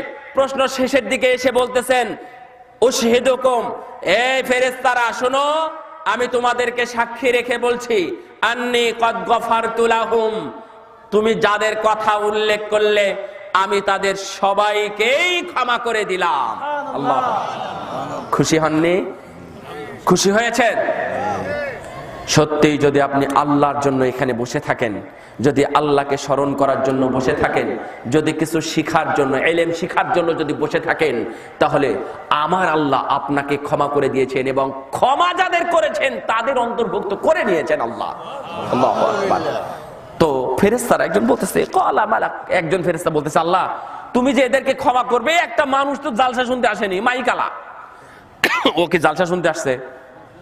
কথা বলেন না কেন? ও কি জালসা শুনতে আসছে? নো, জালসা শুনতে, আপনারা রাগ করবেন, আমি আপনাদের বলিনি, কিন্তু আমি কথার হাদিসের অনুবাদ করতেছি। ওরা জালসা শুনতে আসেনি, এই যারা লাইটিং ফিটিং এ আছে অথবা ডেকোরেশনে আছে, ওরা জালসা শুনতে আসেনি। আল্লাহ ওরাও যে বৈঠকে আছে। যুবক, তুমি কোন বৈঠকে বসো দেখো। তুমি যদি এই বৈঠকে বসো, রাসূল আল্লাহ রাব্বুল আলামিন বলছেন, হুমুল জুলাসা লা ইয়াশকা জালিসুহুম, আরে এখানে যারা বসে আছে আমি তো বললামই এদের সবাইকে আমি ক্ষমা করে দিয়েছি। সুবহানাল্লাহিল আযীম ওয়া বিহামদিহি। মাইকালা ভাইরা, আপনারা পুরস্কারটা পেয়ে গেলেন। যদি আপনাদের ঈমানটা ঠিক থাকে, যদি শিরক এবং বিদআত থেকে আপনারা দূরে থাকতে পারেন, জীবনে কখনো শিরক করবেন না। এই মনে থাকবে, শিরক করবেন কোনোদিন? শিরক যদি বুঝতে পারেন যে এটা শিরক, তাহলে করবেন না, ঠিক আছে? যদি বুঝতে পারেন এটা বেদাত, তাহলে ওইদিকে যাবেন না। পারবেন তো ইনশাআল্লাহ? বলেন ইনশাআল্লাহ। আল্লাহ তুমি তৌফিক দান করো আমাদেরকে সহ, আল্লাহ তুমি তাদের সবাইকে তৌফিক দান করো, আমিন। সুতরাং আমি বলছিলাম যে এইভাবে ক্ষমা পেয়ে গেলেন যুবক। তুমি যখন ওইখানে বসে নির্বাচনের গল্প করতেছিলে, আরে আগের চেয়ারম্যান কি দিয়ে করেছে, কত টাকা মাইরি খাইছে, এই রাস্তা করেনি, এই করেনি, সেই করেনি, এই নিয়ে বসে আছে, এই নিয়ে তুমি যদি গিল্লা গিবতে যদি বসে থাকো, তাহলে তোমার আগেরটাও ধ্বংস হয়, পরেরটাও ধ্বংস হয়। আর আমরা এখানে যারা বসে কোরআন এবং সুন্নাহর আলোচনা করছি, আল্লাহ রাব্বুল আলামিনের কাছে আমাদের গণনা হচ্ছে, আমাদের জন্য লেখা হচ্ছে এবং আমাদের ক্ষমা করার প্রস্তুতি নেওয়া হয়েছে। সুবহানাল্লাহিল আযীম ওয়া বিহামদিহি। সুতরাং যুবক, তোমার বসা ব্যক্তি যেন ভালো হয়, তুমি যার সাথে বসো সেই জন্য ভালো হয়, সেজন্য সালাতি হয়, সেজন্য মুসল্লি হয়। আর ভালো মানুষের সাথে বন্ধুত্ব করলে, ভালো মানুষের সাথে বন্ধুত্ব করলে একটা আয়াত আছে, ইন্নামা ইউরিদুশ শাইতানু আইয়ুকিয়া বাইনাকুমুল আদাওয়াতা ওয়াল বাগদা ফিল খামরি ওয়াল মাইসিরি ওয়া ইয়াসুদ্দাকুম আন যিকিরিল্লাহি ওয়া আনিস সালাহ। আরে যারা মদখোর, যারা গাঁজাখোর, যারা গুলখোর, যারা জর্দাখোর, যারা বিড়িখোর, যারা সিগারেটখোর, যারা মদখোর, যারা নিশা জাতীয় দ্রব্য নিয়ে আছে, যারা সুদ এবং ঘুষ নিয়ে আছে, তাদেরকে আল্লাহ রাব্বুল আলামিন নিজেই বলছেন, ইয়াসুদ্দাকুম আন যিকিরিল্লাহ ওয়া আনিস সালাহ, তাদেরকে জিকির করতেও দেয় না, মানে আল্লাহকে স্মরণ করতেও দেয় না, আবার তাদেরকে নামাজ থেকেও বাধা দেয়। তুমি যদি নামাজ পড়ো বন্ধু, ও ভাই, যুবক ভাই, তুমি আমার বন্ধু, তুমি যদি সালাত আদায় করো, তুমি পাপ করতেছিলে মোবাইলে, পাপ করতে করতে তুমি যদি নামাজি হও, হঠাৎ করে নামাজের সময় হয়েছে, আস্তাগফিরুল্লাহ আস্তাগফিরুল্লাহ রেখে কোথায় যাবে? মসজিদে যাবে। এই যে একটু পাপ থেকে দূরে থাকলেন, কে আপনাকে পাপ থেকে দূরে রাখলো? সালাত। ভালো বন্ধুর সাথে আমি বসে আছি, দেখেন, ভালো বন্ধুর সাথে আমি বসে আছি, আমি নামাজ কালাম পড়ি না, এরকম কোন বন্ধু বসে আছে নামাজ কালাম পড়ে না, তো আজান হয়ে গেছে, এই বন্ধু উঠে চলে যাচ্ছে। তখন ওই বন্ধুটা বলতেছে চলে গেল, যাই আমি বাড়িতে যাই। ও মসজিদে গেল, বাড়িতে গেল। এরকমই হয়, নামাজ পড়ে না তাই। দ্বিতীয় দিন আবার এই চচ ওট, আজান হয়েছে, মসজিদে গেলাম। আবার ভালো বন্ধু চলে গেল কোথায়? মসজিদে। আর খারাপ বন্ধু তখন বলতেছে কেমন হলো, মসজিদে গেল, ও আবার বাড়িতে গেল। তৃতীয় দিন ওর মনে আঘাত লাগবেই, না আমিও যাই মসজিদে, প্রতিদিন কেমন লাগে। ও মসজিদে যায়, একসাথে আছি, ও সালাত আদায় করে, আমি করবো না, আমিও যাই। আর যদি সিগারেট খোরের সাথে তুমি যাও, তুমি ভালো মানুষ, তুমি যদি সিগারেট খোরের সাথে যাও তাহলে কি হবে? সিগারেট কি খাস, গন্ধ। দ্বিতীয় দিন বলবে যে তোরা এগুলো খাস কেন বলতো, তুইও খানা, ছি আমি খাবো না। তৃতীয় দিন আর এই গন্ধ বিষয়ের কোনো কথা নাই। তৃতীয় দিন আপনারা মনে করবেন না জোক, আপনারা মনে করবেন না এটা হাসির গল্প, বাস্তবতা। তৃতীয় দিন আর গন্ধ করে না। চতুর্থ দিন, কারণ যে মেয়ে কোনোদিন বিড়ি সিগারেটের গন্ধ শুকতে পারে না, সেই মেয়েরই স্বামী যদি সিগারেট খোর হয় তাহলে কি রাত্রে বিছানা ছেড়ে পালায়? কারণ তার সাথে শুয়ে যায়, তার সাথে থাকতে পারে, আর কোনো সমস্যা হয় না। যদিও তার মুখে দুর্গন্ধ থাকে, ওই স্বামী স্ত্রী ঠিকই থাকে। কোনোদিন আলাদা হয়? শুধু সিগারেটের কারণে আলাদা হয়? তার মানে বোঝা যায় কোন ভালো মানুষও যদি খারাপের সাথে চলে তাহলে ম্যাক্সিমাম ক্ষেত্রে এমন হবে যে সেও খারাপ হয়ে যাবে। কারণ আমার আল্লাহ বলেছেন, এই নবীকে বলছেন, ওয়াইদা রাআইতাল্লাযীনা ইয়াখুদুনা ফি আয়াতিনা ফাআরিদ আনহুম হাত্তা ইয়াখুদু ফি হাদিসিন গায়রি। আরে শোনো, যারা আল্লাহকে নিয়ে এবং রাসূলকে নিয়ে ঠাট্টা বিদ্রুপের আলোচনা করে, হে নবী মুহাম্মদ সাল্লাল্লাহু আলাইহি সাল্লাম, আপনি খবরদার তাদের সাথে আপনি বসবেন না। আর যদি বসে থাকেন আর এই আলোচনা যদি চলতে থাকে তাহলে আপনি উঠে চলে আসবেন, যতক্ষণ পর্যন্ত ওই আলোচনা করে। হ্যাঁ, ওই আলোচনা ছেড়ে দিলে আবার আপনি তাদের সামনে গিয়ে বসতে পারবেন। সুতরাং ওই সিগারেট খোরের সাথে ভালো বন্ধু, হে আমার ভাই, ছাত্র ভাই, তুমি যদি তাদের সাথে থাকো, একদিন নয়, 2 দিন নয়, 3 দিন নয়, 5 দিন নয়, 7 দিন নয়, 1 মাস পরে হলেও দে একটু খাই, আপনি একদিন টান দেবেন, মজা পেয়ে যাবেন, পরবর্তী দিন আর ছাড়বেন না। আপনি সিগারেট খোর হিসাবে আপনি পরিচিত হবেন। সম্মানিত উপস্থিতি আমার দ্বীনি ভাইরা, সুতরাং এই ধরনের যদি আপনার বন্ধু থাকে তাহলে বন্ধুগুলোকে ত্যাগ করতে হবে। একটা প্রশ্ন, এই প্রশ্ন এক জায়গায় করেছিলাম অনেকদিন আগে, 1.5 মাস 2 মাস আগে এক জায়গাতে করেছিলাম। একজন বন্ধু আমাকে প্রশ্ন করেছিল যে শেখ, যদি আমার বন্ধুকে আমি যদি সংস্কারের নিয়েতে আমি তাদের কাছে থাকি, আমার বন্ধুগুলো খারাপ, ভালো না, আমি যদি তাদের সাথে থাকি তাহলে উদ্দেশ্য হলো আমি তাদেরকে সংশোধন করব, যদি এই নিয়াতে থাকি তাহলে কি থাকা যাবে না? ফার্স্ট উত্তর না, থাকা যাবে না। কারণ তুমি তাদেরকে হেদায়েত করতে পারবে না। আমার নবীকে আল্লাহ রাব্বুল আলামিন বলেন, ওয়া ইন তুতি আকসারা মান ফিল আরদি ইউদিল্লুকা আন সাবিলিল্লাহ। আরে তুমি যদি অধিকাংশদের সাথে মিশো, অধিকাংশদের কথাই যদি শোনো, আর তারাই যদি বেশি মানুষ খারাপ হয়, তাহলে তারাই তোমাকেই বিভ্রান্ত করে দিবে। আস্তাগফিরুল্লাহ, বুঝেননি কথা? তুমি এত বড় হেদায়েত ব্যক্তি হওনি। ওরকম ধরনের উদাহরণ দেখলে, বৈঠক দেখলে, মেয়েদের আড্ডাখানা দেখলে পালাবা। এত মানে ওয়াজ তোমাকে করতে হবে না। এই আমার এতগুলো বোনগুলো নষ্ট হয়ে যাবে, দেখ আমি তাদেরকে যাই হেদায়েতি বাণী শোনাই। কে তোমাকে বলেছে হেদায়েতি বাণী শোনাতে? নো, ওদেরকে হেদায়েতি বাণী শোনাতে গেলে তুমি ওদের সাথে হেদায়েত হয়ে যাবা। সাবধান থেকো। সুতরাং খারাপ যেখানে বেশি আছে সেখানে ভালো করতে যাওয়াটা আর একটা বোকামি। হ্যাঁ, তাদেরকে কোনোভাবে ক্লিপ দিতে পারেন, কোনো বইপত্র দিতে পারেন, কোনো লিঙ্ক পাঠাতে পারেন, ভালো লিঙ্ক পাঠিয়ে বিভিন্নভাবে। হাবিব চৌধুরী ভাই, মতিউর রহমান মাদানির যিনি মানে ভিডিও অডিওগুলো যিনি পোস্ট করেন, হাবিব চৌধুরী বেশ ভালো মানুষ। তো উনি বলেন যে ভাই, আমার চ্যানেলগুলো এমনভাবে কাজ করা আছে, একটা মানুষ, কোনো খারাপ মানুষ, সে যদি খারাপ চ্যানেলে খারাপ কিছু দেখে, কোনো ছবি সিনেমাও যদি দেখে, তাহলে ওখানেও আমার কোনো ভিডিও সে পেয়ে যাবে। এমনভাবে ওর ভিডিওগুলো ছাড়া আছে। এবং মানে যাই কি কারণে আমরা অনেক কিছু বুঝি না, আপনারা অনেক বুঝেন মনে হয়। তো বলছেন যে আমার ভিডিওগুলো এমনভাবে ছাড়া আছে, ও খারাপ দেখতে দেখতেও আমার এই ভালোটা, অনেক জায়গাতে আমার এই ভালোটা পাবে, এমন ভাবে ছাড়া আছে। তো আপনি এইভাবে যদি পারেন খেদমত করতে তাহলে করেন, কোনো সমস্যা নেই। কাকে মোবাইলে SMS করেন, হোয়াটসঅ্যাপে তাকে SMS দেন, অথবা ইমোতে তার সাথে কথা বলেন, ব্যাস এগুলোই দাওয়াত, এগুলো কোনো সমস্যা নেই। কিন্তু তার কাছে গিয়ে যদি মিশেন এবং তার সাথে গিয়ে যদি আপনি চলতে চান তাহলে আপনিও কিন্তু নষ্ট হবেন। সম্মানিত উপস্থিতি এবং আমার দ্বীনি ভাইরা, রাসূল সাল্লাল্লাহু আলাইহি ওয়াসাল্লামের একটা কাহিনী দেখেন। যে ওনার যুগের একটা কিভাবে নষ্ট হয় ওটা একটু দেখাই। সহিহ বুখারীর 7 নম্বর আয়াত, 7 নম্বর হাদিস, আয়াত না, সহিহ বুখারী কত নম্বর বললাম? একবার 1 2 3 4 5 6 7 নম্বর, ওটা মনে থাকবে তো 7। তো 7 নম্বর হাদিসটা একটু পড়ে দেখবেন, লম্বা হাদিস, অনেক বড় লম্বা হাদিস। এখানে একজনের বিভ্রান্ত হওয়ার কাহিনী জানা যায়, বিশাল বড় হাদিস। সহিহ বুখারী যত লম্বা লম্বা হাদিস আছে তার মধ্যে এটা একটা। ওই যে ওর নাম কি গো? হেরাকল। এই হেরাকল তো সে এমন এমন কিছু কথা বলেছিল। প্রথমে বলেছিল যে আমার তো মনে হয় এই মুহাম্মদ সাল্লাল্লাহু আলাইহি ওয়াসাল্লাম সেও একদিন এসে আমাদেরকে দখল করে নেবে, এই মুহাম্মদ একদিন আমাদেরকে এই এই কাজগুলো করবে। আমি যদি তাকে পেতাম তাহলে আমি তার পা ধুয়ে পানি খেতাম, আমি তার পায়ে সেজদা করতাম। কে বলেছিল? একজন খ্রিস্টান, একজন রাজা, বাদশা বলেছিল এই কথা। বলার পরে সবাই তার মন্ত্রী পরিষদ, তার মানে সে মনে মনে কি করেছে? গ্রহণ করে নিয়েছে। গ্রহণ করে নেওয়ার পরে তার পরিষদ বর্গকে ডেকেছে।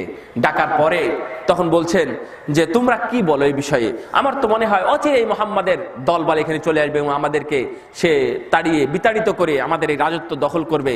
সুতরাং আমাদেরকে মানে বুদ্ধিমানের পরিচয় এটা নয় যে আমরা তাকে গ্রহণ করব, তারটা গ্রহণ করব এবং তার আন্ডারে আমরা শাসিত হব, এটা কি সুন্দর নয়? এই ধরনের কথা যখন বলল তখন সাথে সাথে তার মন্ত্রী পরিষদ যারা ছিল, ক্যাবিনেট সদস্য, তারা সবাই বেরিয়ে চলে যেতে লাগলো, কিন্তু দরজা লাগানো আছে। তখন বলছে আরে আরে শোনো শোনো, আমি তোমাদের পরীক্ষা করছিলাম। সে রাজত্ব ছাড়তে চাইনি, রাজত্ব হারানোর ভয় এখন বলতেছে আমি তোমাদের পরীক্ষা করছিলাম যে তোমরা কি বলো। আরে আমি তো তাদের মতো হয়ে যাইনি, শোনো আমি তোমাদেরটাই আছি। রাসূল সাল্লাল্লাহু আলাইহি ওয়াসাল্লাম বলছেন তার শেষ কথা ছিল এটাই। তার মানে তার মৃত্যু হয়েছে এর উপরেই, মানে খারাপের উপরে।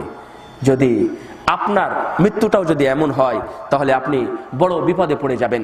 দেখেন, ভালো সঙ্গ এবং খারাপ সঙ্গের আমি দুইটা খালি উদাহরণ দেব, একটা সহিহ বুখারী থেকে এবং মুসনাদে আহমদের একটি হাদিস থেকে। আমি জাস্ট দুইটা উদাহরণ দেব। তার আগে একটা বলি যে আল্লাহর জন্য ভালোবাসার একটা হাদিস আমি ছেড়ে দিয়েছি, ওই হাদিসটা একটু বলি।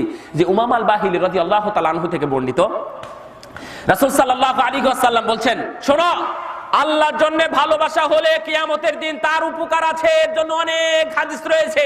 এক এক করে আমি বলেছিলাম 11 থেকে 12টা হাদিস নিয়ে এসেছেন।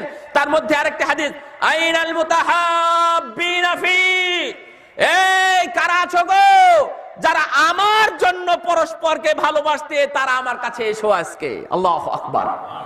কে বলবেন এটা? আল্লাহ রাব্বুল আলামিন বলবেন। আপনি কি ভালোবাসেন? একটু উত্তরটা গুছিয়ে নেন। যদি গুছিয়ে না নেন, যদি গুছিয়ে নিয়ে যদি উত্তর হয় যে না আমি তো কাউকে আল্লাহর জন্য ভালোবাসি না, তাহলে আল্লাহর জন্য কাউকে ভালোবাসতে হবে। একটা ফকিরকেই ভালোবাসেন, একটা পরহেজগার ব্যক্তিকে আপনি ভালোবাসেন।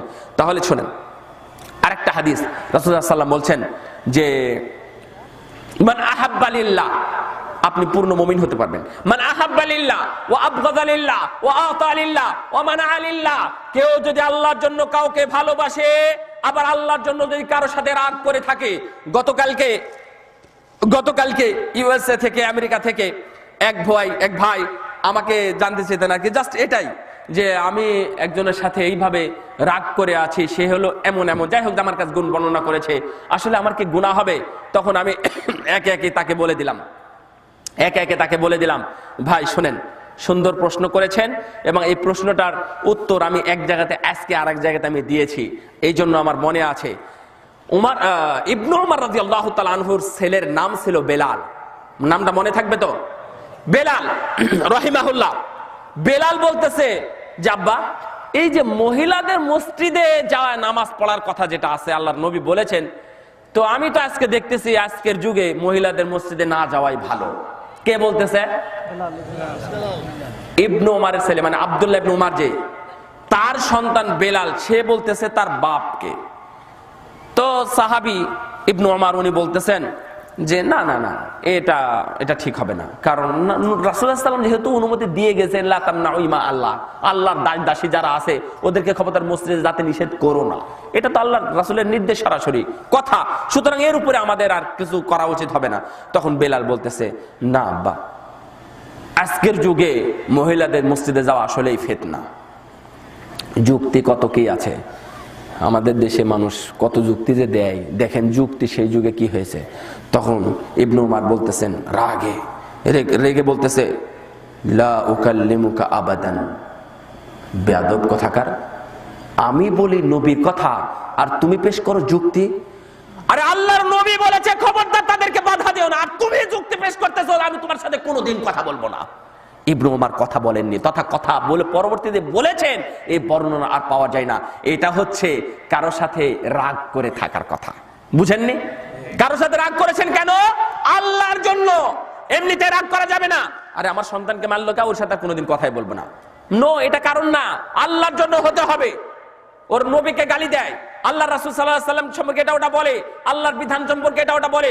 হ্যাঁ, আজকালকে কোরআনের বিধান এভাবে চলে, 1400 বছর 1500 বছর 2000 বছর আগের এই নিয়ম কারণ কি এখন চলে? এটাকে এখন ইসলামাইজেশন করতে হবে, আর ইসলামকে নতুন রূপে সাজাতে হবে, তাহলেই হবে। এই ধরনের যদি কোনো কথাবার্তা বলে, ছি যাও, তোমার সাথে কোনোদিন কথা বলবো না, ব্যাস, এটা জায়েজ। কার জন্য রাগ করলেন? আল্লাহর জন্য, পেয়ে যাবেন পুরস্কার। ওয়া আতালিল্লাহ, এই নাও, আমি আল্লাহর জন্য তোমাকে দিলাম। ও মানা আলিল্লাহ, ও দিব না তোমাকে, যাও।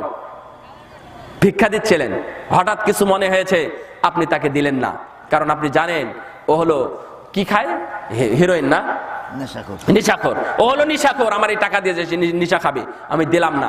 দিলেন না কার জন্য? আল্লাহর জন্য। আমার নবী উদাহরণ দিয়েছেন, ফাকাদ ইসতাকমালাল ঈমান, মনে রেখো ও আমার উম্মতেরা, সে যেন পূর্ণ একজন মুমিন, সে পূর্ণ মুমিন হয়ে গেল। কেউ যদি আল্লাহর জন্য ভালোবাসে, কেউ যদি আল্লাহর জন্য কারো সাথে রাগারাগি করে, কেউ যদি আল্লাহর জন্য কাউকে কিছু দেয়, আল্লাহর জন্য কাউকে কিছু দিতে নিষেধ করে বা না দেয়, আল্লাহর নবী বলেছেন ফাকাদ ইসতাকমালাল ঈমান, সে যেন পূর্ণ মুমিন। তুমি যদি পূর্ণ মুমিন হতে চাও, তাহলে এইটা করতে হবে। পূর্ণ মুমিন হতে চাইলে এইটা করতে হবে, এটা হাদিস। সুতরাং আমি দুইটা হাদিস বলতে চেয়েছিলাম, দুইটা হাদিস বলেই আমি ইনশাআল্লাহ আমার আলোচনা একবারে শেষের দিকে চলে এসেছি, এবং আমার যা বলার সেটা আমি বলেও দিয়েছি। কিন্তু দুইটা হাদিস আমি আপনাদেরকে জানাবো। ভালো বন্ধু এবং খারাপ বন্ধুর জ্বলন্ত দুইটা কাহিনী আপনাদেরকে যদি আমরা না বলি, তাহলে আপনারা বুঝতে পারবেন না। আপনারা প্রধান অতিথি, আপনারা বুঝতে পারবেন না।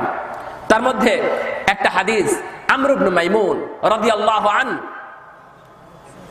আমর ইবনে মাইমুন রাদিয়াল্লাহু আনহু উনি বলতেছেন, আমি দেখেছি, শুনেন, আমি দেখেছি যে মানব জাতি ছাড়া অন্য জাতির উপরে, অন্য পশুর উপরে রজম করা কাকে বলে এটা আমি দেখেছি।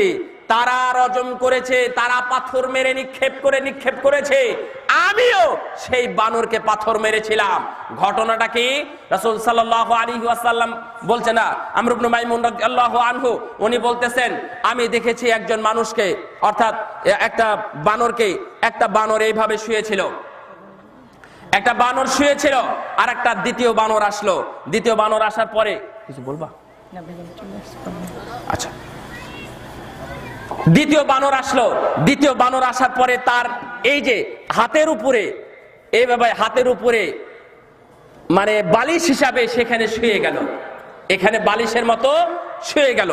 শুয়ে যাওয়ার পরে কিছুক্ষণ পরে তৃতীয় আরেকটি বানর আসলো। তৃতীয় আরেকটি বানর আসার পরে এইভাবে খোঁচা দিল। খোঁচা দেওয়াতে ওই মাদি বানরটা বুঝতে পারলো আমাকে কুকামের জন্য ডাকতেছে, আমি, অর্থাৎ সে চলে গেল। চলে যাওয়ার পরে তার সাথে জেনা ব্যভিচারে লিপ্ত হলো। এরপরে ফিরে আসার পরে তারা সবাই চিল্লাচিল্লি করে, সবাই একত্রিত করে তাকে মানে কি করলো, ওকে দোষী সাব্যস্ত করলো, এবং এই পর্যন্ত মাটিতে পুঁতে পাথর দিয়ে নিক্ষেপ করে তাকে হত্যা করলো, বানরকে। আজকের সমাজে, পরের হাদিসটার বলার প্রয়োজন নেই, আজকের সমাজে যেইভাবে জেনা ব্যভিচার বেড়ে গেছে, আজকে যদি এই নিয়ম নীতি এই বানরের মতো যদি মানুষের মধ্যে থাকতো, হয়তোবা এখান থেকে আমরা অনেকটা বাঁচতে পারতাম। সম্মানিত উপস্থিতি এবং আমার দ্বীনী ভাইয়েরা, আপনাদের সামনে আমাদের শেখ আমানুল্লাহ বিন ইসমাইল আল মাদানী হাফিজাহুল্লাহ, মাদানী হাফিজাহুল্লাহ, উনি উপস্থিত হয়ে গেছেন আজকের সম্মানিত প্রধান বক্তা ও প্রধান আলোচক। এই মুহূর্তে আমি আপনাদের একটু খোলাসা নাতিজা বলতে চাই যে আপনি যে কোনো মূল্যে ভালো বন্ধু গ্রহণ করুন। যারা মুমিন, যারা মুত্তাকি, যারা পরহেজগার, তাদেরকে আপনি বন্ধু হিসাবে গ্রহণ করুন। আখেরাতে যেমন উপকার আছে, দুনিয়াতে যেমন উপকার আছে, আখেরাতেও তাদের কারণে আপনার মুক্তিও হতে পারে। যে কোনো মূল্যে যদি খারাপ বন্ধু থাকে তাহলে সেই খারাপ বন্ধুকে আপনি ত্যাগ করুন। যদি সম্ভব হয় তাদেরকে হেদায়েতের বাণী কোনোভাবে পৌঁছানো, তাহলে আপনি পৌঁছান, কিন্তু মনে করবেন না আমি এদের সবাইকে ঠিক করে দিব, পুরো বিশ্ববিদ্যালয়ের ছাত্র ছাত্রীদেরকে আমি ঠিক করে দিব, তাই বলে যে আপনি ওই মিশনে নামেন, তাহলে আপনিও তাদের দলভুক্ত হয়ে যেতে পারেন এবং হওয়ার সম্ভাবনা আছে। সেহেতু আপনি সেখান থেকে বাঁচারই চেষ্টা করবেন। আল্লাহ যেন আমাদের সবাইকে নাজাতের জন্য কিয়ামতের দিন নাজাতের জন্য ভালো বন্ধু গ্রহণ করার তৌফিক দান করে। হে আল্লাহ, তুমি আমাদের সবাইকে ভালো বন্ধু গ্রহণ করার তৌফিক দান করো। আমিন। ওয়া আখির দাওয়ানা আলহামদুলিল্লাহি রাব্বিল আলামিন। আকুলু কওলি হাদা আস্তাগফিরুল্লাহ লি ওয়া লাকুম ওয়া লিসাইরিল মুসলিমিন ওয়া সাল্লাল্লাহু আলা নাবিয়িনা মুহাম্মদ ওয়া আলা আলিহি ওয়া সাহবিহি আজমাইন। আসসালামু আলাইকুম ওয়া রাহমাতুল্লাহি ওয়া বারাকাতুহু।